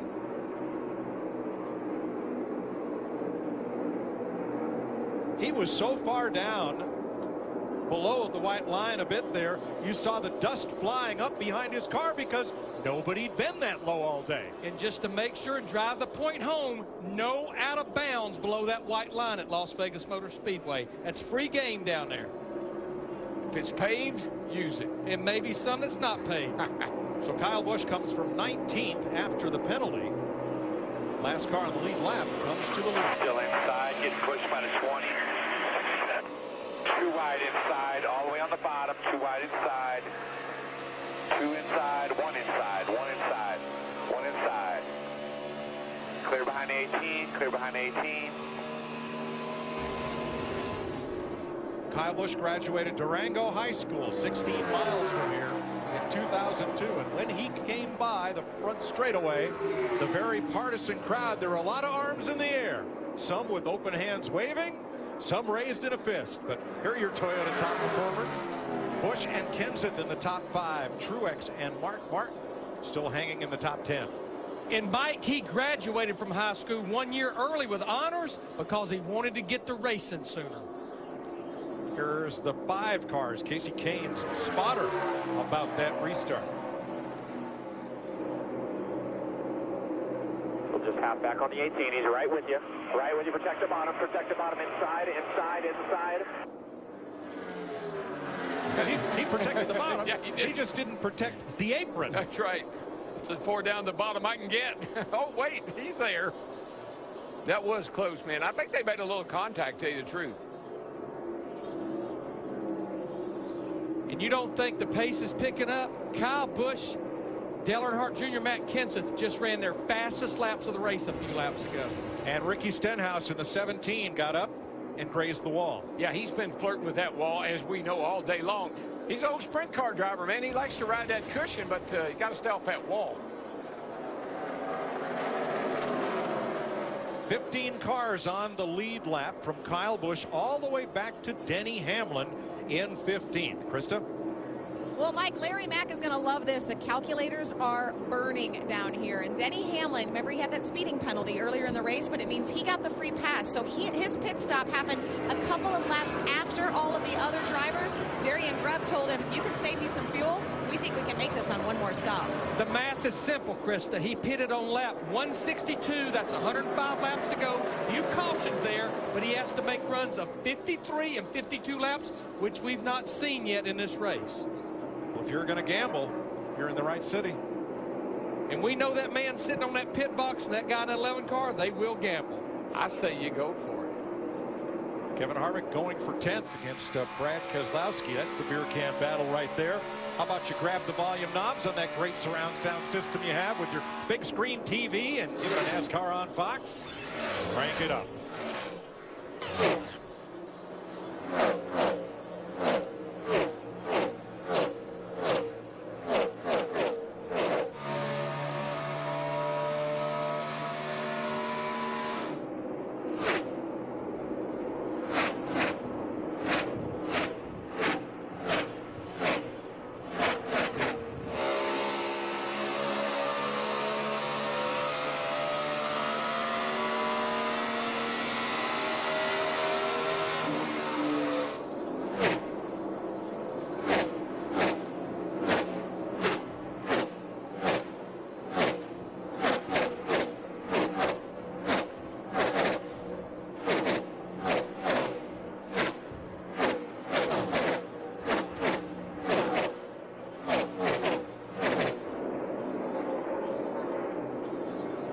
Kyle Busch 1.4 seconds up on Casey Kane, who has a little daylight to his teammate Jimmy Johnson and Dale Earnhardt Jr. There's first to second. Scott Speed has taken the Levine family racing Ford to the garage area. Steve?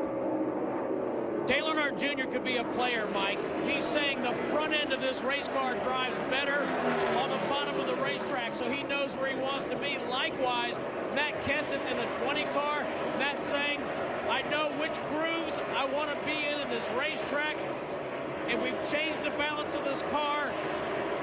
It's coming to me sooner than it has on the previous runs. I like Kenseth's chances today. Yeah, you know why? Candles. Candles? Birthday. 41 of them on his cake today. He's never won on his birthday. In fact, he says he's never raced on his birthday. And that car's been quick.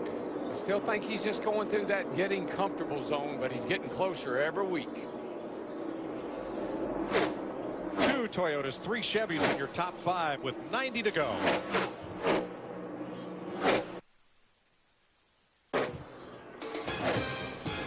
.84 laps to go in the Kobalt Tools 400.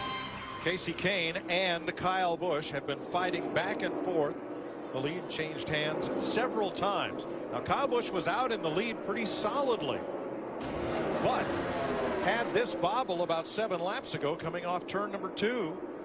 And that allowed Casey Kane to get to him. Yeah, the car took off. Looked like it caught the edge of those bumps, took off, and this is the end result.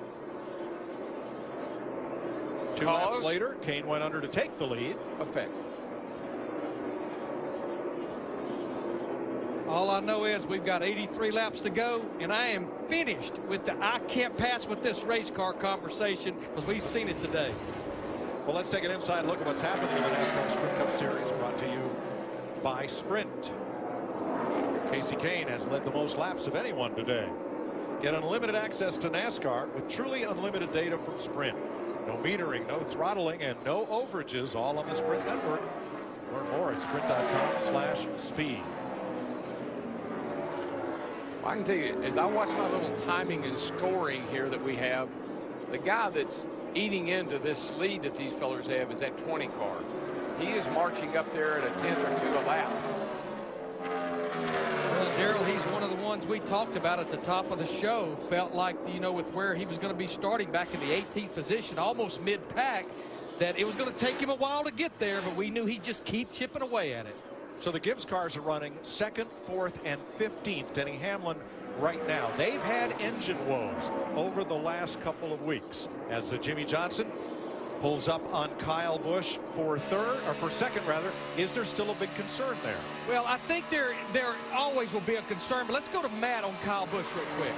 Now, Kyle Busch said when he was out front, his car was great, and then it started to go a tick to the free side, and then he has lost all grip on this 18 machine now, just trying to hold on and conserving fuel. Dave Rogers first told him, conserve fuel for me, save your stuff. And about 3 laps ago, he said, don't worry about saving fuel. Just drive as hard as you can go. Well, yeah, he would have to have 2 53-lap runs. But, Mike, I think when you've had as many issues as they've had, there's always a concern. But I think they feel like they've nailed it down to the valve springs. A lot of miles here on Thursday at the test.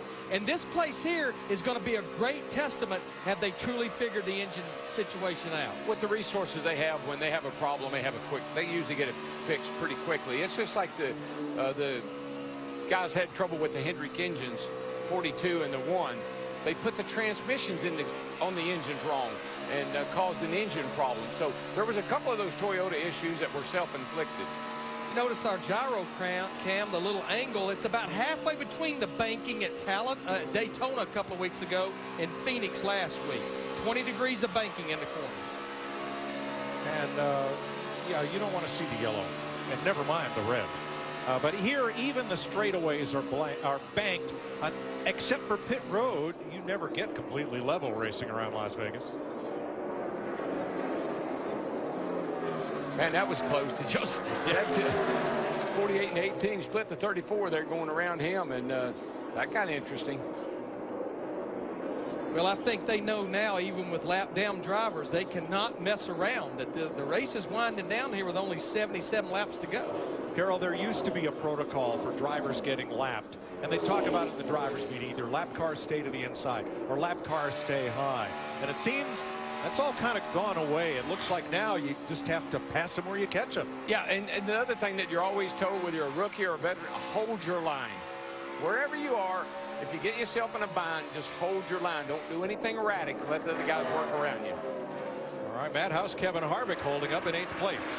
Well, he's learning what it's like to battle a very loose race car here, but also trying to learn about himself. This week, Kevin started to wear his sports training watch to monitor his heart rate and calories burned. It gives him data to better understand what happens during a race. Harvick can then adjust his training loads to mirror his race day heart rate. Now, while getting in the car during practice on Saturday, it was 75. It peaked at 140 on the track. He's expecting to burn about 2,000 calories today with a max heart rate in the 170s. Now, to put it in perspective, I spoke with several riders in the cycling industry. They tell me their heart rate at max is around 130 to 190. So it gives you good perspective of what these athletes go through compared to other athletes. Well, we heard Harvick say that he wasn't as concerned as his max heart rate as he was at how quickly his heart rate came back down after a run. Look who's sneaking into the picture here, Mike. Last week's winner. He's creeping up into the top 5 here, and don't count cousin Carl out. When Carl won here in 2008, he had won the week before. He's a very happy man. He's in 5th place, 4.7 seconds off race leader Casey Kane with 74 to go. Caution is out for Bobby Labonte's spin. The pits are open. Krista. 2 right side tires, the call for Jimmy Johnson. Big Brandon Harder gets it full of Sunoco fuel. Steve? Right side tires for Casey Kane. Right side tires for Matt Kenson. Matt Yoakum. More importantly, chassis adjustment for Kyle Busch along with his right side tires. And Mike, it's going to be not a close battle off pit road. The 5 is going to get him. A lot of 2 tires on that stop. Pretty good battle off pit road, guys. Yes. Yeah, I think we saw earlier where those 2 tires worked fine for everyone. Even with 30 laps on the tires, everybody went with 2 for the most part. You can see Brad Keselowski, though, they elected to go with 4 tires, Paul Wolf, here with about 71 laps to go. All right, let's show you why we're under caution. This is at turn 2, lap 195. Bobby Labonte's number 47 Toyota gets up, and along comes David Gilliland in the 38. Around goes Labonte. Yeah, I thought he was going to save it. He got it sideways up on the track, but then he got down here where it's not much grip, probably dirty, and the car just spun with him. Last year's winner, Tony Stewart, gets the free pass. And here's another look at it.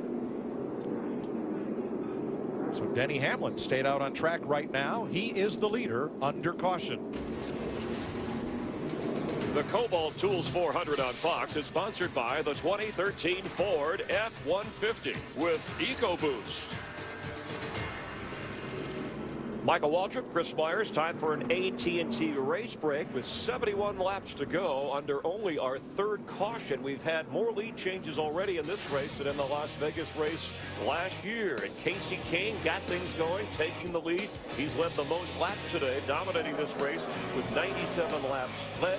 Kyle Busch, a little too fast, pit road penalty. That's been part of the story. Jimmy Johnson took the lead. He's led more than 66 laps. The Chevys have dominated throughout. It was a little back and forth with Casey Kane, Jimmy Johnson, and then Brad Keselowski having some problems in the pits. Yeah, they have some lug nuts fall off here, and you can see the tire changers having to replace those. He dropped outside of the top 10, and then on his most recent pit stop, he elected to get 4 tires, differing strategy for him. And then the race off the line, and then moments ago, with a race off the line out of the pits. Kyle Busch rolls out of there second alongside Jimmy Johnson. There's the guy the boys in the booth are talking about, Matt Kenseth. He's running really good as this race closes down. And the 2 car, that's Brad Keselowski with an issue. Matt Yoakum has the report. Well, great call by his crew chief and team. Paul Wolf and the 2 guys, basically they went with 4 tires, Chris, because they only lost 1 spot on pit road. Of the cars that pitted, they were able to take their time, try to work on his condition of being too free on exit, and get this 2 car hopefully back up to the front handling wise. Thank you, Matt. So you could roughly go 50 laps here without having to stop. We have 70 to go, so there's another pit stop here. And at the rate we're going, we could set a track record here in Las Vegas. The average race speed, even though we hit speeds of 200, at 156 so far. Yeah, and we talked about how it's stressful for the drivers to work their way. The cars are loose. They're slipping and sliding in the corners, so that adds some tension to them as well. And these engines, we're closing this thing down. We haven't seen a problem so far. Will they make it to the end? I bet you some of the guys are nervous. Yeah, worth pointing out, Toyota, remember Matt Kenseth led the most laps at Daytona, second most laps Mark Martin in Phoenix, lead Toyota. So even though Chevy's dominated, if they hold up, watch for Matt Kenseth, Kyle Busch, even a Denny Hamlin to pull out Toyota's first victory of this season. And that is your AT&T race report. Let's go back upstairs to Darrell Waltrip, Larry McReynolds, and Mike Joy. Thanks, Chris. Jeff Gordon and Trevor Bayne take the wave around. They do not pit under this caution flag. But let's go back 1 restart. And Casey Kane had a bit of difficulty getting up to speed, and Kyle Busch was able to take the lead by going 3 wide on the inside.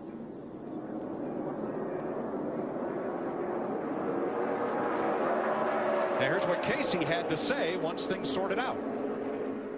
I got to figure out the restart's a little better. We got a good car, smart race, plenty of time. He also said he didn't want to beat the race leader, Jimmy Johnson, to the line, so he didn't have quite enough momentum to hold off Kyle Busch. Let's see what happens this time. Remember, Denny Hamlin did not pit. He was the last car on the lead lap. He elected track position instead of fuel and tires. It didn't work out very well for Jamie McMurray to won earlier in the race, so we'll just have to see here. He's going to have to be careful on his restart, too, with those old tires. Hamlin, Kane, Busch, Johnson, Kenseth, Edwards, Earnhardt, and Harvick. Back under green with 68 to go. Yeah, Denny Hamlin will be lucky to be running 5th when we come back around to complete 1 lap.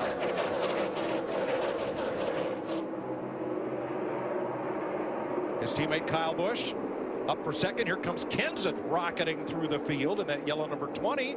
And Busch wants the lead again. And the fans come to their feet. He's got it. Yeah, Kyle is really, really good on brand new tires. He's got a car that goes like crazy for about 15, 20 laps. But then that 5 seems to come back on him. But, Mike, we talked about the importance of restarts, especially late in the race at the top of the show. Well, if we get a couple of green-white checkers and Kyle Busch is anywhere near the front, stand back. Well, you know, he said in the when I interviewed him in the start of the race, he learned a lot about track conditions, the groove and everything, and he's really he's using it to his advantage right now. Since Kyle Busch joined Joe Gibbs Racing, This is his longest winless streak at 29 races. You know, I can compliment him like yesterday, he finished second, and you can compliment him, and the one thing that always comes out, I just want to win. Second doesn't really excite him much. He just wants to win.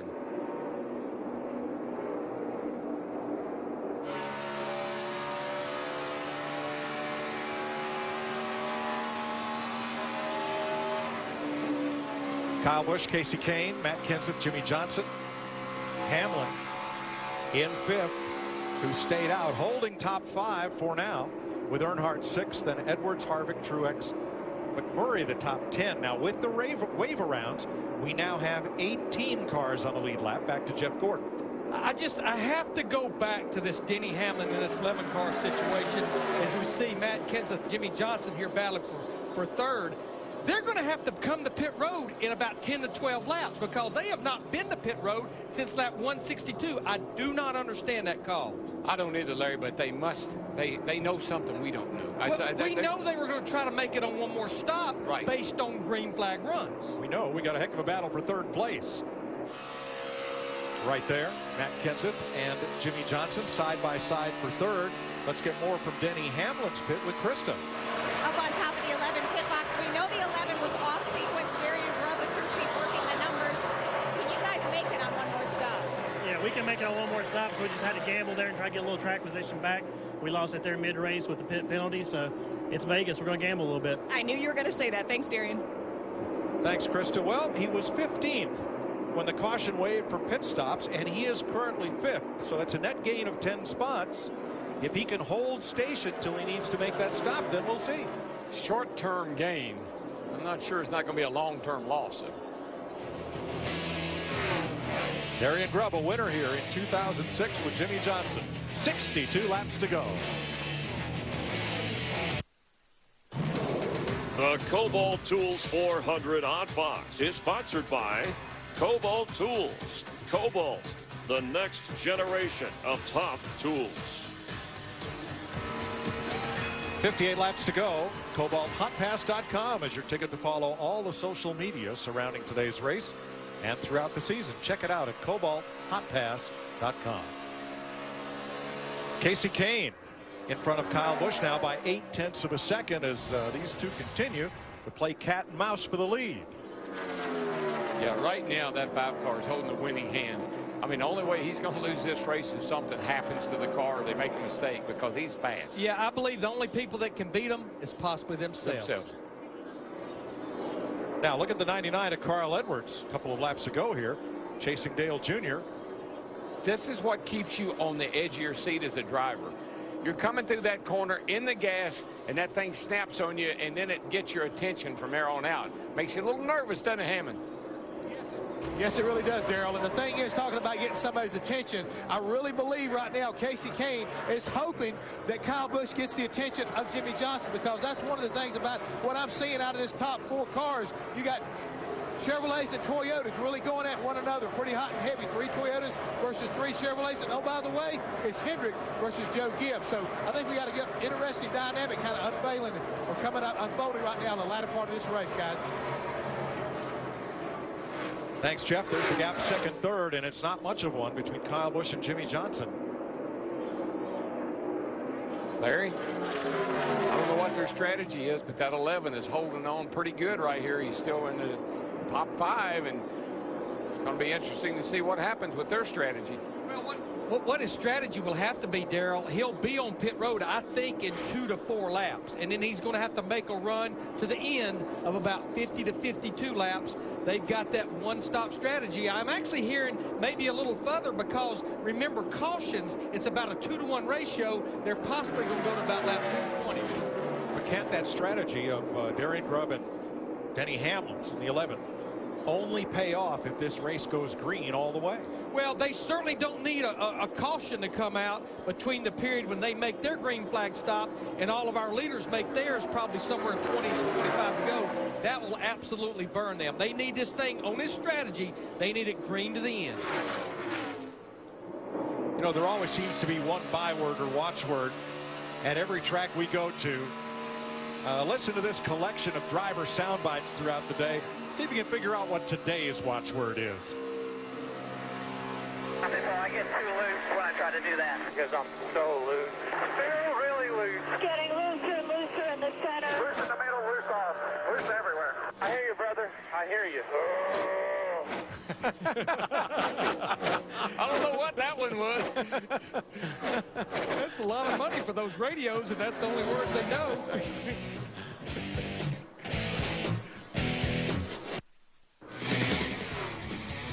Join Fox Fantasy Racing presented by Ford. Pick your team of 5 drivers each week. Compete for prizes all season long. Sign up today at foxsports.com/fantasy. 47 laps to go. Casey Kane out front by 2 seconds. But a new face in his mirror, and that is Jimmy Johnson, who's passed Kyle Busch for 2nd place. Johnson 2 seconds back. Kyle Busch 3.2 off the lead now. Denny Hamlin has made his scheduled pit stop, as has Jeff Gordon, who took the wave around back at that last caution period. That 5 and 48, Larry, they are identical. They just ran the same lap time, 30:47 around this racetrack. They are pretty equal right now. But as far as Denny Hamlin at 11, they've got to really sweat it out for about 20 to 25 laps, hoping that a caution does not come out. And the one thing they've got in their favor right now, they've got 4 fresh tires, so they are picking them up and laying them down right now. So Hamlin is 1 lap down because of his green flag 4-tire stop. Jeff Gordon falls to 2 laps down. And here's 8th place. Kevin Harvick and Brad Keselowski, who started from pole, about 12 seconds off the lead. And Keselowski caught him, and Harvick had a little bit of a rough time here. This is 1 lap ago. And she got to waltzing around with him a little bit there. I've been watching Kevin in the 29. He's been running extremely high. I mean, right up into the loose stuff almost. So Harvick falls to 9th. And here's trouble. Turn 2 down.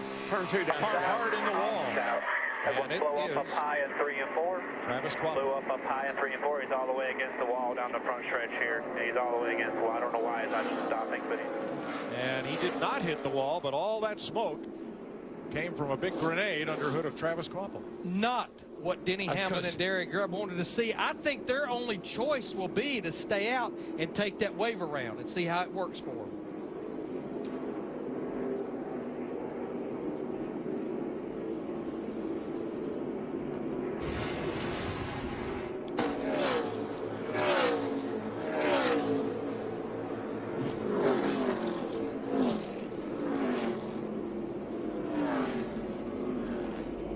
Danica Patrick right behind him got up and may have brushed the wall in that smoke screen. Car looks clean, Mike. She goes by here. Joey Logano will get the free pass right here. Radio check, radio 2. I got you. All right, ready? Right here. You run through a lot of oil. I mean, I ran through when he blew up. Yeah, I mean, I slid on it up to the wall.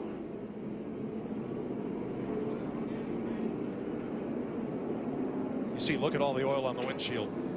Yeah, I think she's going to have to come to pit road. She didn't hit the wall, but she got mighty close. Larry, if they pit now, 43 to go. Yeah, everybody can make it from here, and I truly believe, based on what we've seen pit roads closed right now, but I think we'll see most of these guys go with 2 right side tires. But back to the 11, Denny Hamlin, I think they have to stay out and get that wave around and try to get back on this lead lap. Tell you what, I was shocked as to how well the 11 hung on those old tires. I thought he would fall way back, but he's paid a little price at the restart to the really good cars, but then kind of settled in. But it's all going to sort out because the lead lap cars will likely pit right now to make their last stop, and that will make Hamlin the leader when we go back to green. Or will it put him just back on the lead lap? Yeah, I think that's back on the lead lap. You're right. Yeah, because he's 1 lap down now. That's correct. Fox Sports proud to partner with Johns Hopkins Medicine at the forefront of groundbreaking research into autoimmune disorders like MS and lupus. Join us in the fight against autoimmune diseases. Donate now by visiting hopkinsmedicine.org/Fox. You're right. He was Hamlin was 1 lap down, so that will get him back to the front if he doesn't pit. Could take the wave around, be back on the lead lap, but at the tail end. At the tail end. And one thing I do also need to clean up, we had so much going on. Chris Devoto did confirm he actually just took 2 tires and not 4 when he made that green flag stop.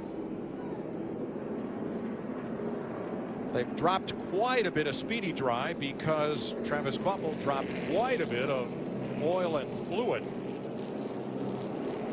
So the pits are open. This could be the last stop of the day. Let's see what happens. Krista. Chad Knaus asking his driver Jimmy Johnson, how was it at the start of the run? Jimmy Johnson answered back with one word, good. Remember, he has more wins at this track than any other driver with 4. An adjustment on this stop, Steve. Right side tires only for Casey Kane. He says his car is good. No tires for Matt Kenseth. Let's go to Matt.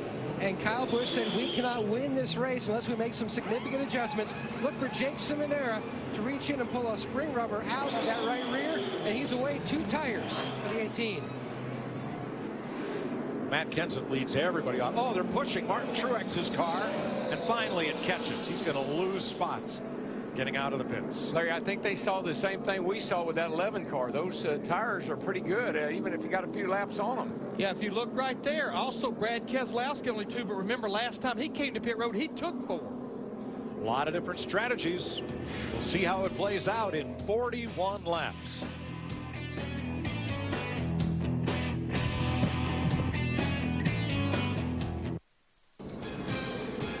NASCAR on Fox live from Las Vegas with 39 laps to go after our 4th caution of the day.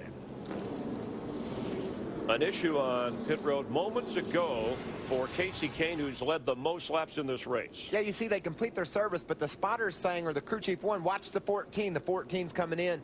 That delay cost Casey precious track position. Watch from the top. You can see the 5 car, the blue car on the inside, and here comes Tony Stewart on the outside. Just as he gets ready to turn in, Casey's ready to go, and if he had went, there would have been contact. And Kane's communication frustrated, a little angry at Tony Stewart and the 14 crew. At the moment, as we have cycled through here, Matt Kenseth is your leader for the 2nd time as Casey Kane stops or falls back to 6th at the moment. Let's listen in on Kane's transmission. Sorry about that, man. There wasn't nothing we could do there. What, was he trying to let him go?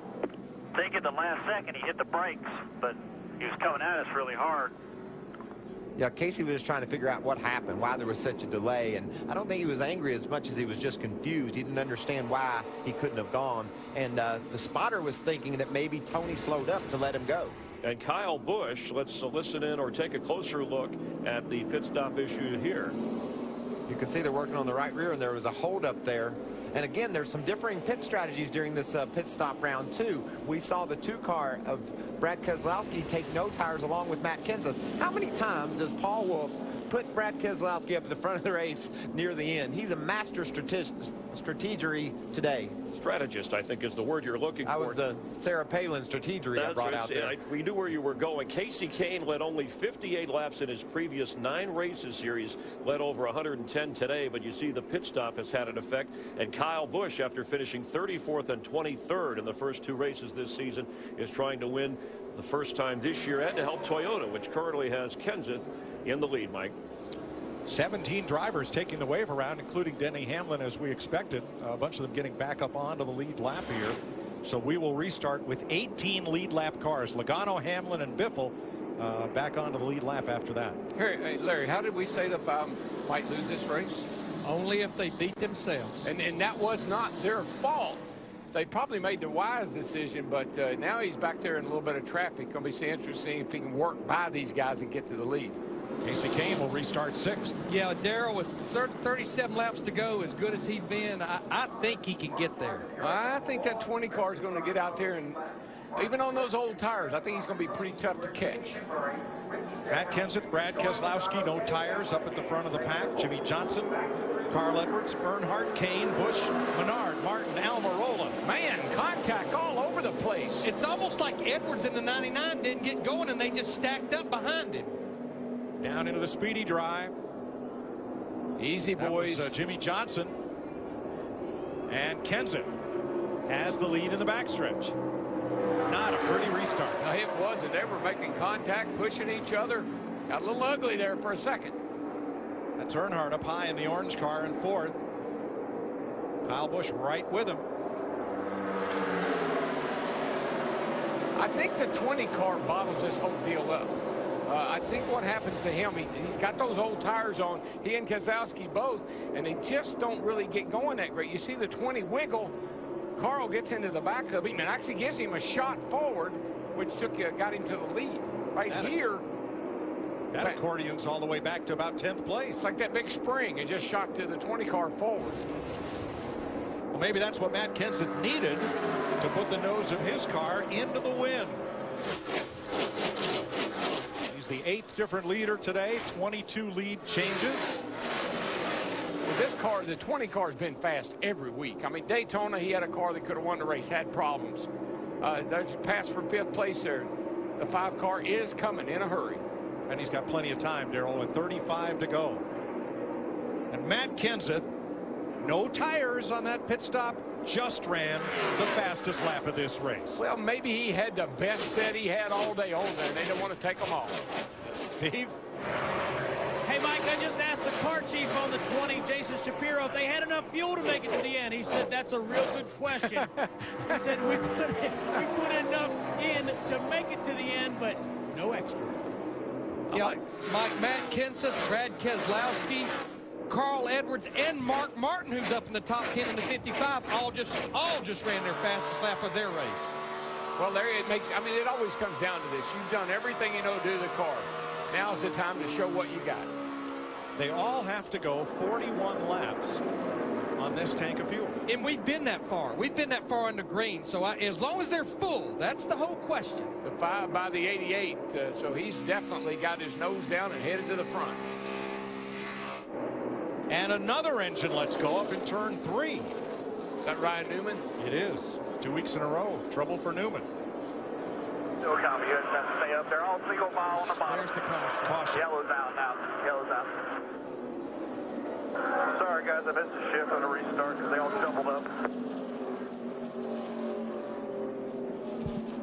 And the thing about it, the driver has to fess up because they have the ability to see that on the data. Top of your screen, next to the yellow car, there's Newman.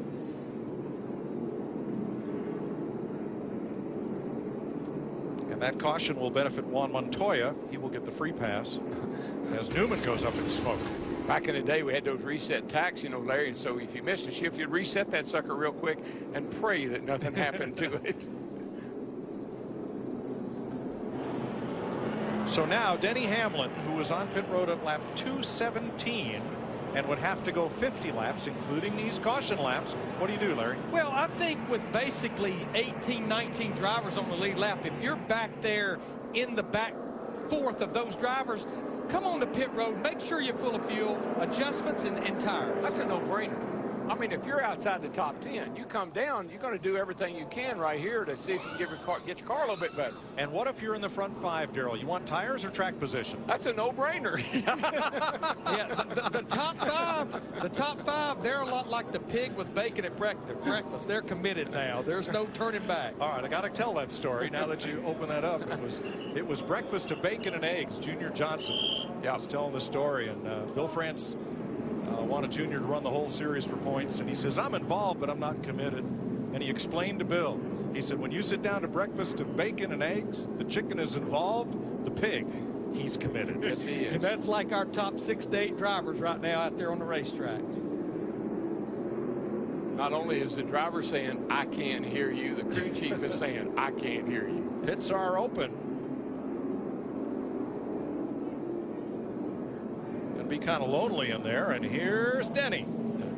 Krista? In the last words, Darian Grubb just told his driver nothing to gain or lose. Let's come in. Let's go ahead and get 4 tires this time. Remember, they just took 2 last time. They're looking for a little bit more security, just a slight track bar adjustment, and telling Big Scott Wood, just a little splash of fuel. We're good, but just a little bit more Sunoco juice, we'll be good to go. Yeah, you know this. You think about what they did, it could have backfired on them. And it did until they took the wave around, and now they're back on the lead lap. Even though they're the back, they're not a lap down. Greg Biffle was the next to last car on the lead lap. He's also in there. Boy, he's had a tough up and down day. Look at the bandages on the side of that car. Could probably use one for the day that they've had. Surprising, because this is a track where you expect Greg Biffle to just be right up there amongst the front runners. I think he's one of the drivers that the weather change really fit, because he was fast on Thursday, wasn't quite as happy yesterday, and I think today just really threw him a curveball. So a bit of a surprise that drivers like Tony Stewart did not pit. Kevin Harvick, Jamie McMurray, Ricky Stenhouse, Joey Logano. They were all toward the tail end of the lead lap, but all chose not to come down pit road. Well, if you got enough fuel, and we've already seen that, you know, staying on old tires is not the worst thing in the world. Ask those two cats running first and second.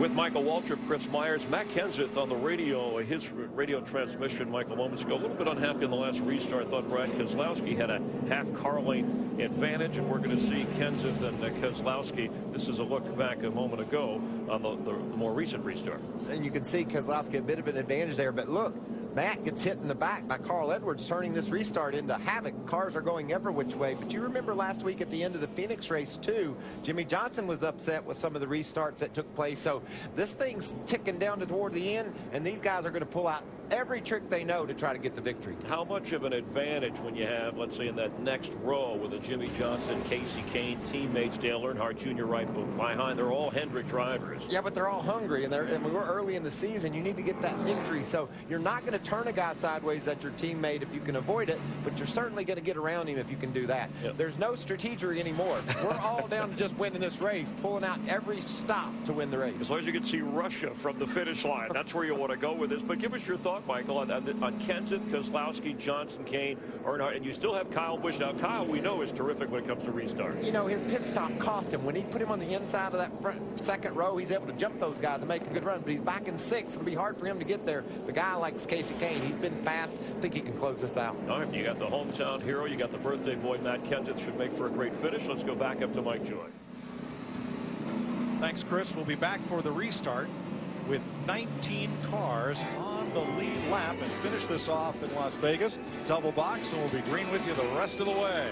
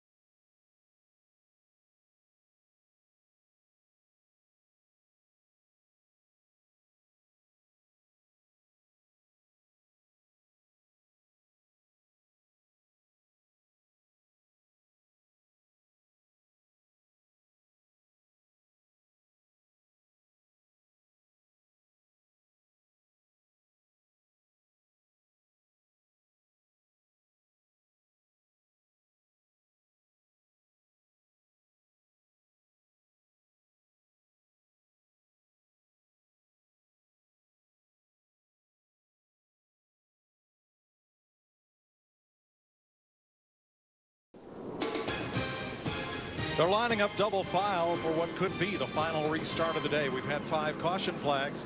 Everybody's made what they hope is that last pit stop. And when they get the green flag, it'll be 26 laps to go.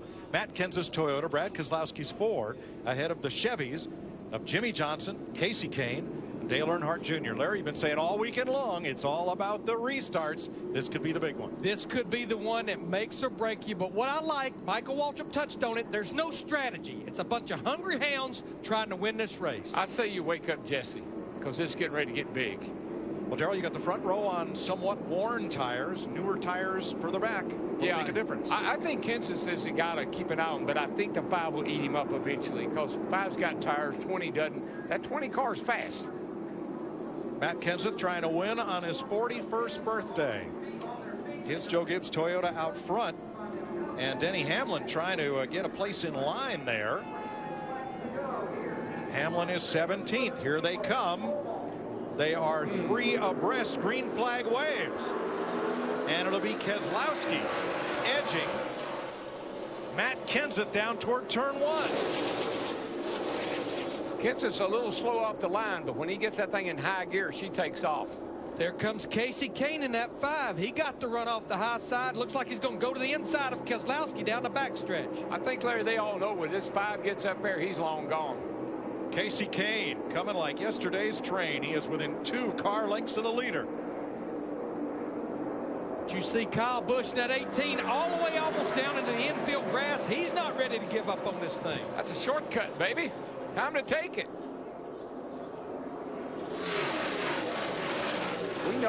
We know for a few laps that 18 will be up there because he gets incredible restarts. How about this? Kenseth, Kane, Kyle, Keselowski. What do they all have in common? They all want to win. They have a K in your name.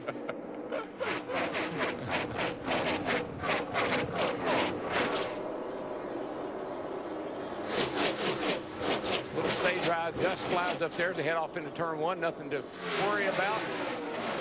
Kenseth's laying down some fast laps.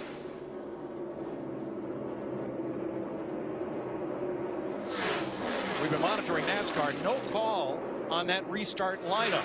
The drivers are supposed to be aligned by turn 3, 2 by 2, but Hamlin was trying to take his proper spot in the order. Couldn't get up in the line there, but I don't think those guys realized he was on the tail end of the lead lap, or at the end of the lead lap. Yeah, all the drivers he was fighting with for position, all those drivers were a lap down or more. Look at that 20 car. Stretch it out, Larry. Kane can't afford for him to get very far away. Well, our top 4 drivers, they just ran their fastest lap again of the race. This is so typical Matt Kenseth. If you think about races he wins, he doesn't always dominate them, but all of a sudden at the end of the day, he's got the car to beat. I see Matt Kenseth out in front in the late stages of a race. I keep thinking the silver fox, David Pearson. Yeah, there's some parallels there. There are.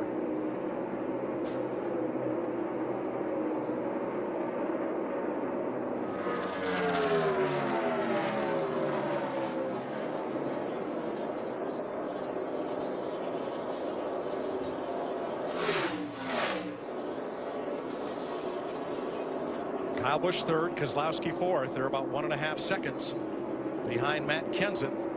Yeah, those first 2 cars, Mike, they're in kind of a league of their own, and then you've got the 18 and the 2 there. They're kind of in the same league.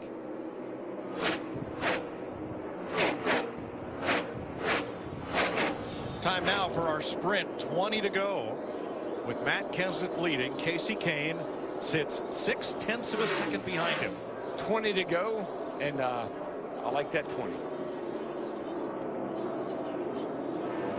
Kane has led the most laps today, 113 of them. He wants to lead 1 more, and that's lap 267. How about Kyle Busch? Remember lap 46, he had that pit road speeding penalty, had to come back and overcome that, led the race, sitting there in 3rd. I think he'd like to see another caution. If either of them are going to win, they're going to have to get past Matt Kenseth. Let's go to his pit with Steve. Jason, you got a great restart. You have enough fuel to get to the end, and can you hold off the 5? Yeah, thanks to that last caution there, we should be good on fuel. Wish I had a little better tires on the car, but Matt's doing a great job. Our Dollar General Camry's been good all week. And we finally got it in the spot we needed it in. We'll see if we can pull it off here. That is the sweet spot. We know that. And that gap now holds at 0.4 of a second. It was 0.6 2 laps ago. They were about the same on the stopwatch that lap, but the lap before that, Casey Kane in the 5 beat Kenseth in the 20 by 0.2. Well, that's what we've seen all these restarts and all day long. Really, the 5 just gets better and better and better, and is able to chase down just about anybody he's had to. Kyle Busch, Brad Keselowski fight for third. Jimmy Johnson alone in 5th. Martin Truex 6th, and Carl Edwards has taken 7th from Earnhardt. Yeah, that 2 car's been, you know, it's been good, but they've had so many issues. It's mighty good to see him get his way back to the front. Third, here comes Keselowski again. He got a great run off turn number 2. Down the Nellis straightaway, which honors the Air Force Base, right across the road. And Kyle stays high. Nothing right there. Now in the top 10, Menard in the 27, Tony Stewart in the 14, or is it now Kevin Harvick in the 29, battling Stewart for 10th. What a turnaround for Tony Stewart in that 14. Less than about 70 laps ago, he was a lap down, had to get the free pass to get back on the lead lap. Yeah, he was not happy with his car, Larry, when this race started. He knew he was going to have his work cut out for him. First to second, 2 car lengths apart. Third to fourth, 2 car lengths apart. How's this one going to unfold with 15 laps to go? Well, it was about 1/10 and a half that time with Casey Kane. He just keeps moving the car around, DW. Probably tires, Larry. You think about the tires on the 20, the tires on the 5, a little bit better tires on that 5 car. And that's exactly what Jason Ratcliffe, the crew chief for Kenseth, just said. But if he had taken the time to get those tires, he wouldn't have this track position. It was a great gamble. Oh, I like the call. I'm not questioning the call. He did the right thing. These 2 guys here are putting on a show, buddy. Well, neither one of these drivers got off to the start they wanted to get off to at Daytona and Phoenix. And here they are running 1-2, 14 to go. You know, I love what Matt Kenseth is doing now, guys. He saw Casey Kane on the high side of the track making a move. He didn't know what his car would do when he went there, but he knew he had to go there. He had to take Casey's line away, and so far, that defensive move is paying dividends.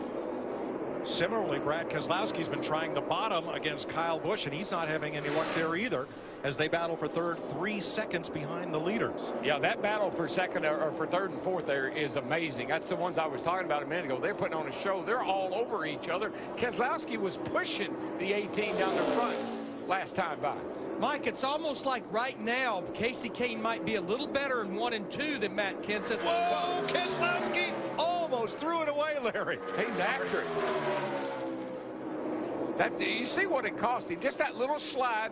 I don't even think he got out of the throttle, but that little slide cost him a little momentum. But he'll be fighting back, I guarantee you. But I think what this shows you with Kyle Busch and Brad Keselowski, none of these drivers are just after a good, solid points day. They want to gain every spot they can.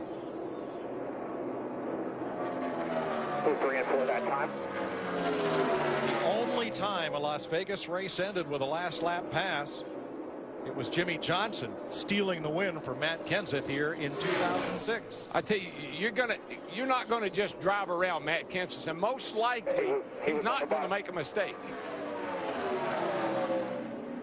10 to go next time by.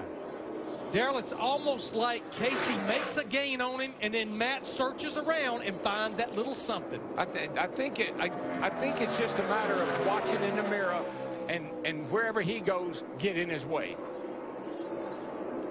Kane to the bottom. Lap car ahead. Kenseth comes down a bit. Now on the front straightaway, Kenseth knows that Kane likes the shortcut. Yeah, well, down Casey, to the apron. He likes the bottom. That's how he made most of his passes over here off of turn 2, getting on underneath people off of turn 2. We'll see if he can pull it off.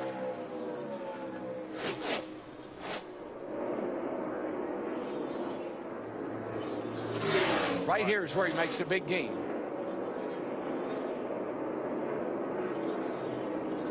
Please tell me how many laps to go every 2 or 3 laps. That's Matt Kenseth. I know how that feels. you are giving it all you got, and you just need somebody to tell you how many laps there are to go. 8 laps to go. There you go. Slower through 3 and 4 than you were. Clear by 2. Remember, Kenseth has a new spotter he's working with this year. I guarantee if that was coming lane higher, 2 back.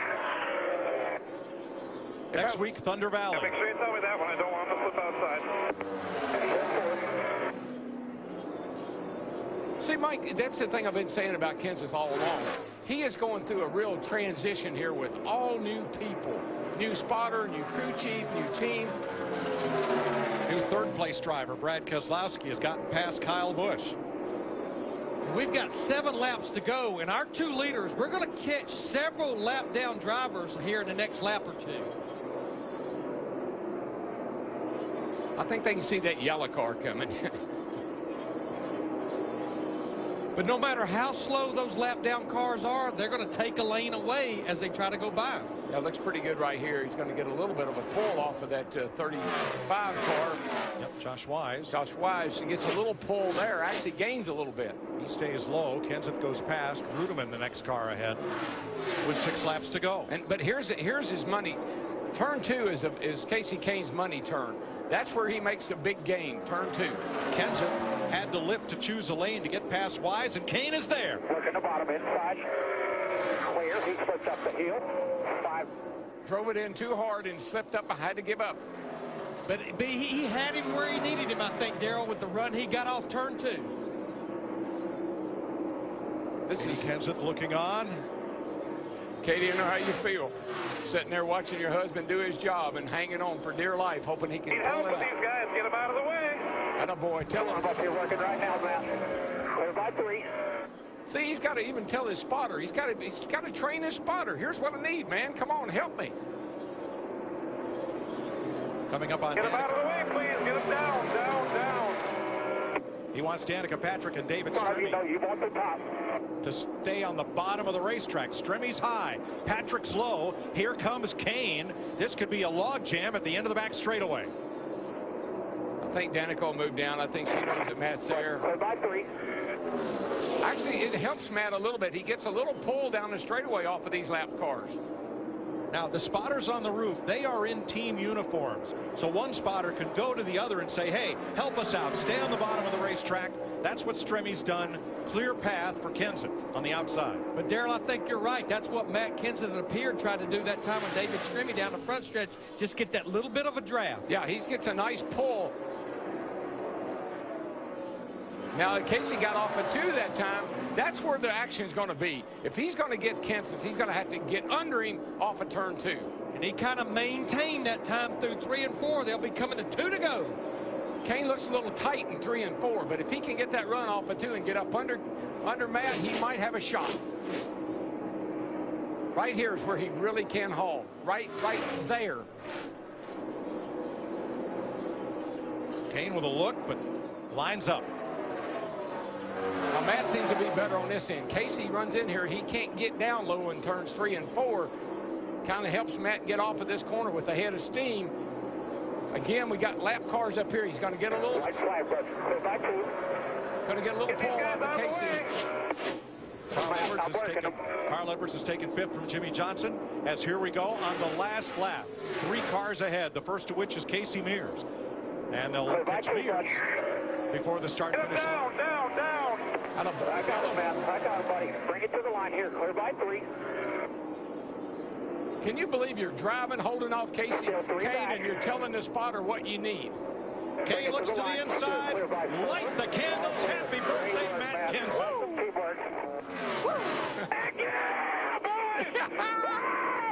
Oh, it's a huge win. Thank you, Cliff. Thank you, Jorgen. Thank you, everybody, man. Thanks for picking us up, man. Awesome. Yes. And thank you, Lord. Thank you for putting me here. Thanks, guys. Matt Kenseth becomes the 3rd Sprint Cup driver to win on his birthday. Cale Yarborough did it twice. Kyle Busch has done it. And now Matt Kenseth, who has 41 candles on his cake today. It's his first win for Joe Gibbs Racing and only his 3rd start for the team. And he did it with about 31 more laps on those right side tires than Casey Kane.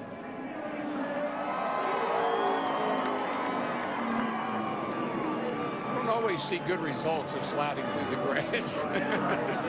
Kansas now won at least one race in 11 of his 14 full-time seasons in Sprint Cup racing. Just think about it, Mike. Moved from the only team he'd ever driven for to Joe Gibbs' team to drive this 20 car. What a win. Car owner Joe Gibbs, his 101st career Sprint Cup win and his second at Las Vegas.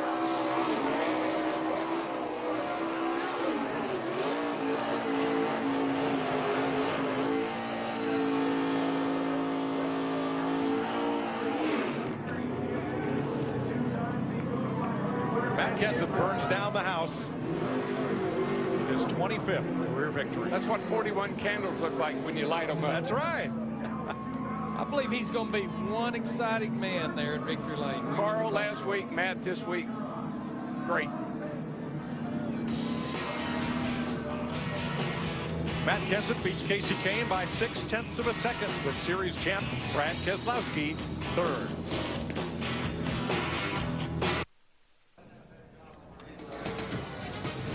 Welcome to the post-race show. You're watching NASCAR on Fox from Las Vegas, where Matt Kenseth puts Toyota in victory lane in the 20 car. He was telling me this weekend he felt the pressure after 13 seasons of racing at Ford, switching over to Joe Gibbs and Toyota this year and joining that team, kind of the go-to guy. He wanted to have success as soon as he could. Finishing second, Casey Kane dominated much of the race, and he's standing by with Steve Burns. Yeah, what a great race car the 5 team put underneath Casey Kane. Talk about the battle at the end of the race with Matt Kenseth. Well, I had an unbelievable Farmers Insurance Chevrolet throughout the whole race. The pit stops were great, and we just came out 6th there, which I think Matt would have beat us out anyways because he didn't take tires. So, you know, tough to say if we would have got by him. But I think just 2 cycles on left sides, I wasn't quite as good. I couldn't turn down the track quite as well as I could the runs before, and just got greasy out there, and that was it. So he beat us, but I had a great day. You can drive so hard. I drove so hard every single lap today, and I think that's just the Gen 6 car and the Chevy SS. But it was a lot of fun. I loved it. I had the car to beat today, and we lost, but it was still a great run for all of our guys. Thanks, Casey. Great job. Let's go to Chris Myers. That's a great time. Casey's led the most laps and failed to win a 2-man show over the final 26 laps. And Matt Kenseth holds off Casey Kane to pull into victory lane. Chris Tavoda is down there for the celebration.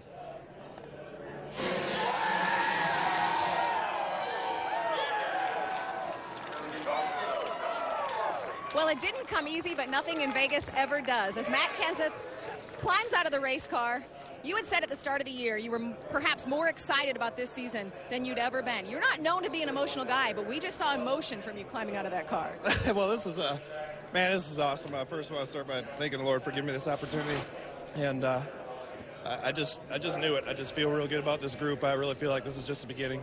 Jason Ratcliffe is pretty much a man, so I really want to say thanks to Dollar General, Toyota, Sprint, Husky Tools, Toyota, Citizen Watch, Gatorade, GameStop and Research, and DollarGeneral.com tomorrow. It's 20% off. How nervous did those last few laps, knowing Kane was coming? How nervous did that make you?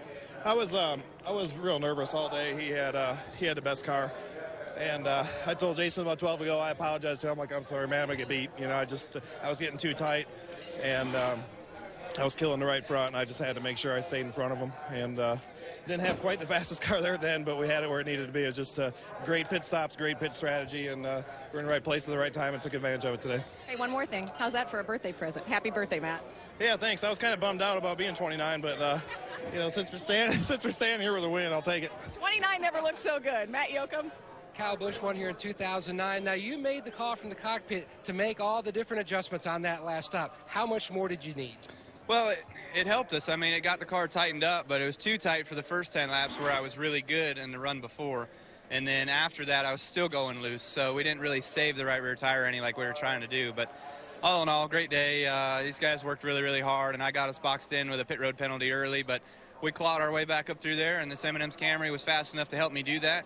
And Dave and the guys made some great calls. Just wish we had a little bit more there at the end, and you know, a little bit more long run speed. You know, I felt like short run speed was really good, so we've got some work to do, but good to see the 20 in victory lane, and Matt's first time. You know, wish it was us, but if it's a JGR car, that's good. Great recovery by Kyle Busch. Chris? More than 6 decades of NASCAR, and only 4 times has a driver won on his birthday. Cale Yarborough did it twice, Kyle Busch did it once, and today, however old he is, Matt Kenseth, #1 with the family and in Victory Lane in Las Vegas. Well, Vegas. We'll have more in a moment.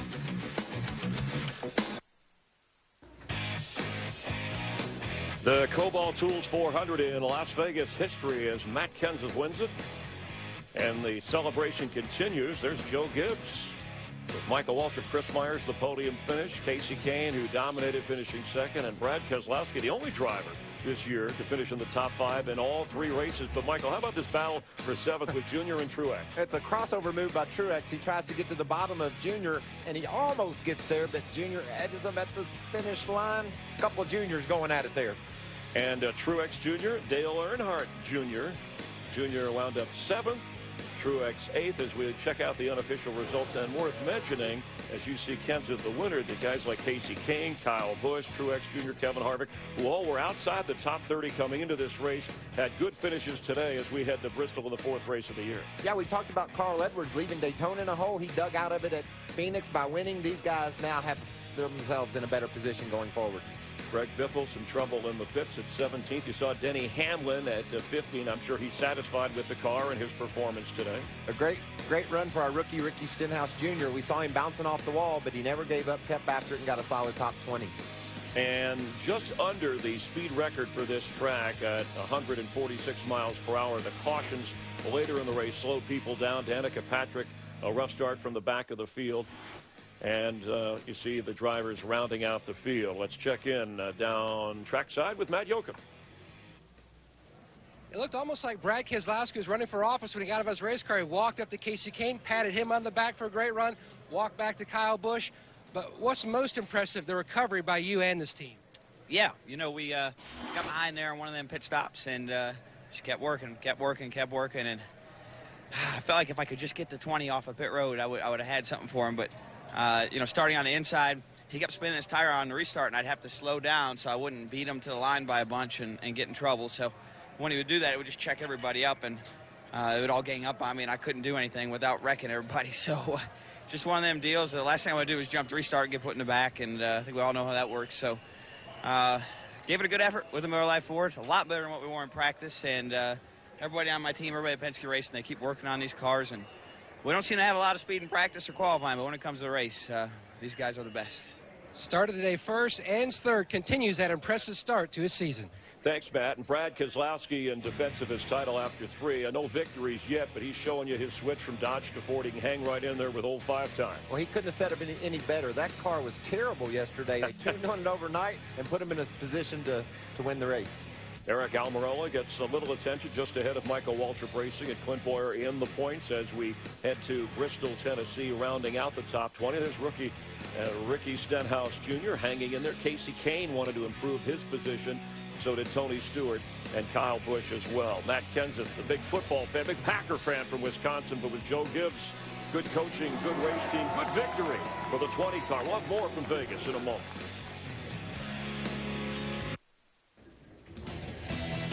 Few protect the lead as well as Matt Kenseth, former Rookie of the Year, former NASCAR champ, and gets Toyota its first victory, his first ride in Victory Lane with Joe Gibbs Racing taking the event here in Las Vegas. Tonight on Fox, tune in a little bit later. The fans are all heading to their TV sets to watch Bob's Burgers, Family Guy, The Simpsons. It's animation, domination on Fox. I know if you're not there in person, you'll want to be there at the Coliseum of Racing. It's always a great scene. It's loud and exciting. Brad Keselowski won in Bristol last year. Matt Kenseth has won there twice. And, you know, Kyle and Kurt Busch always run well there as well. Next on Speed, Victory Lane for continuing race coverage from Las Vegas. Tune in to Victory Lane over on Speed. So with 41 laps to go, the Toyota engine held up for Matt Kenseth as he fought off Casey Kane. As the saying goes, what happens in Las Vegas stays here unless you take home the trophy. For Michael Waltrip, our entire gang, I'm Chris Myers. Thanks for watching NASCAR on Fox. And for Matt Kenseth, Las Vegas is Win City.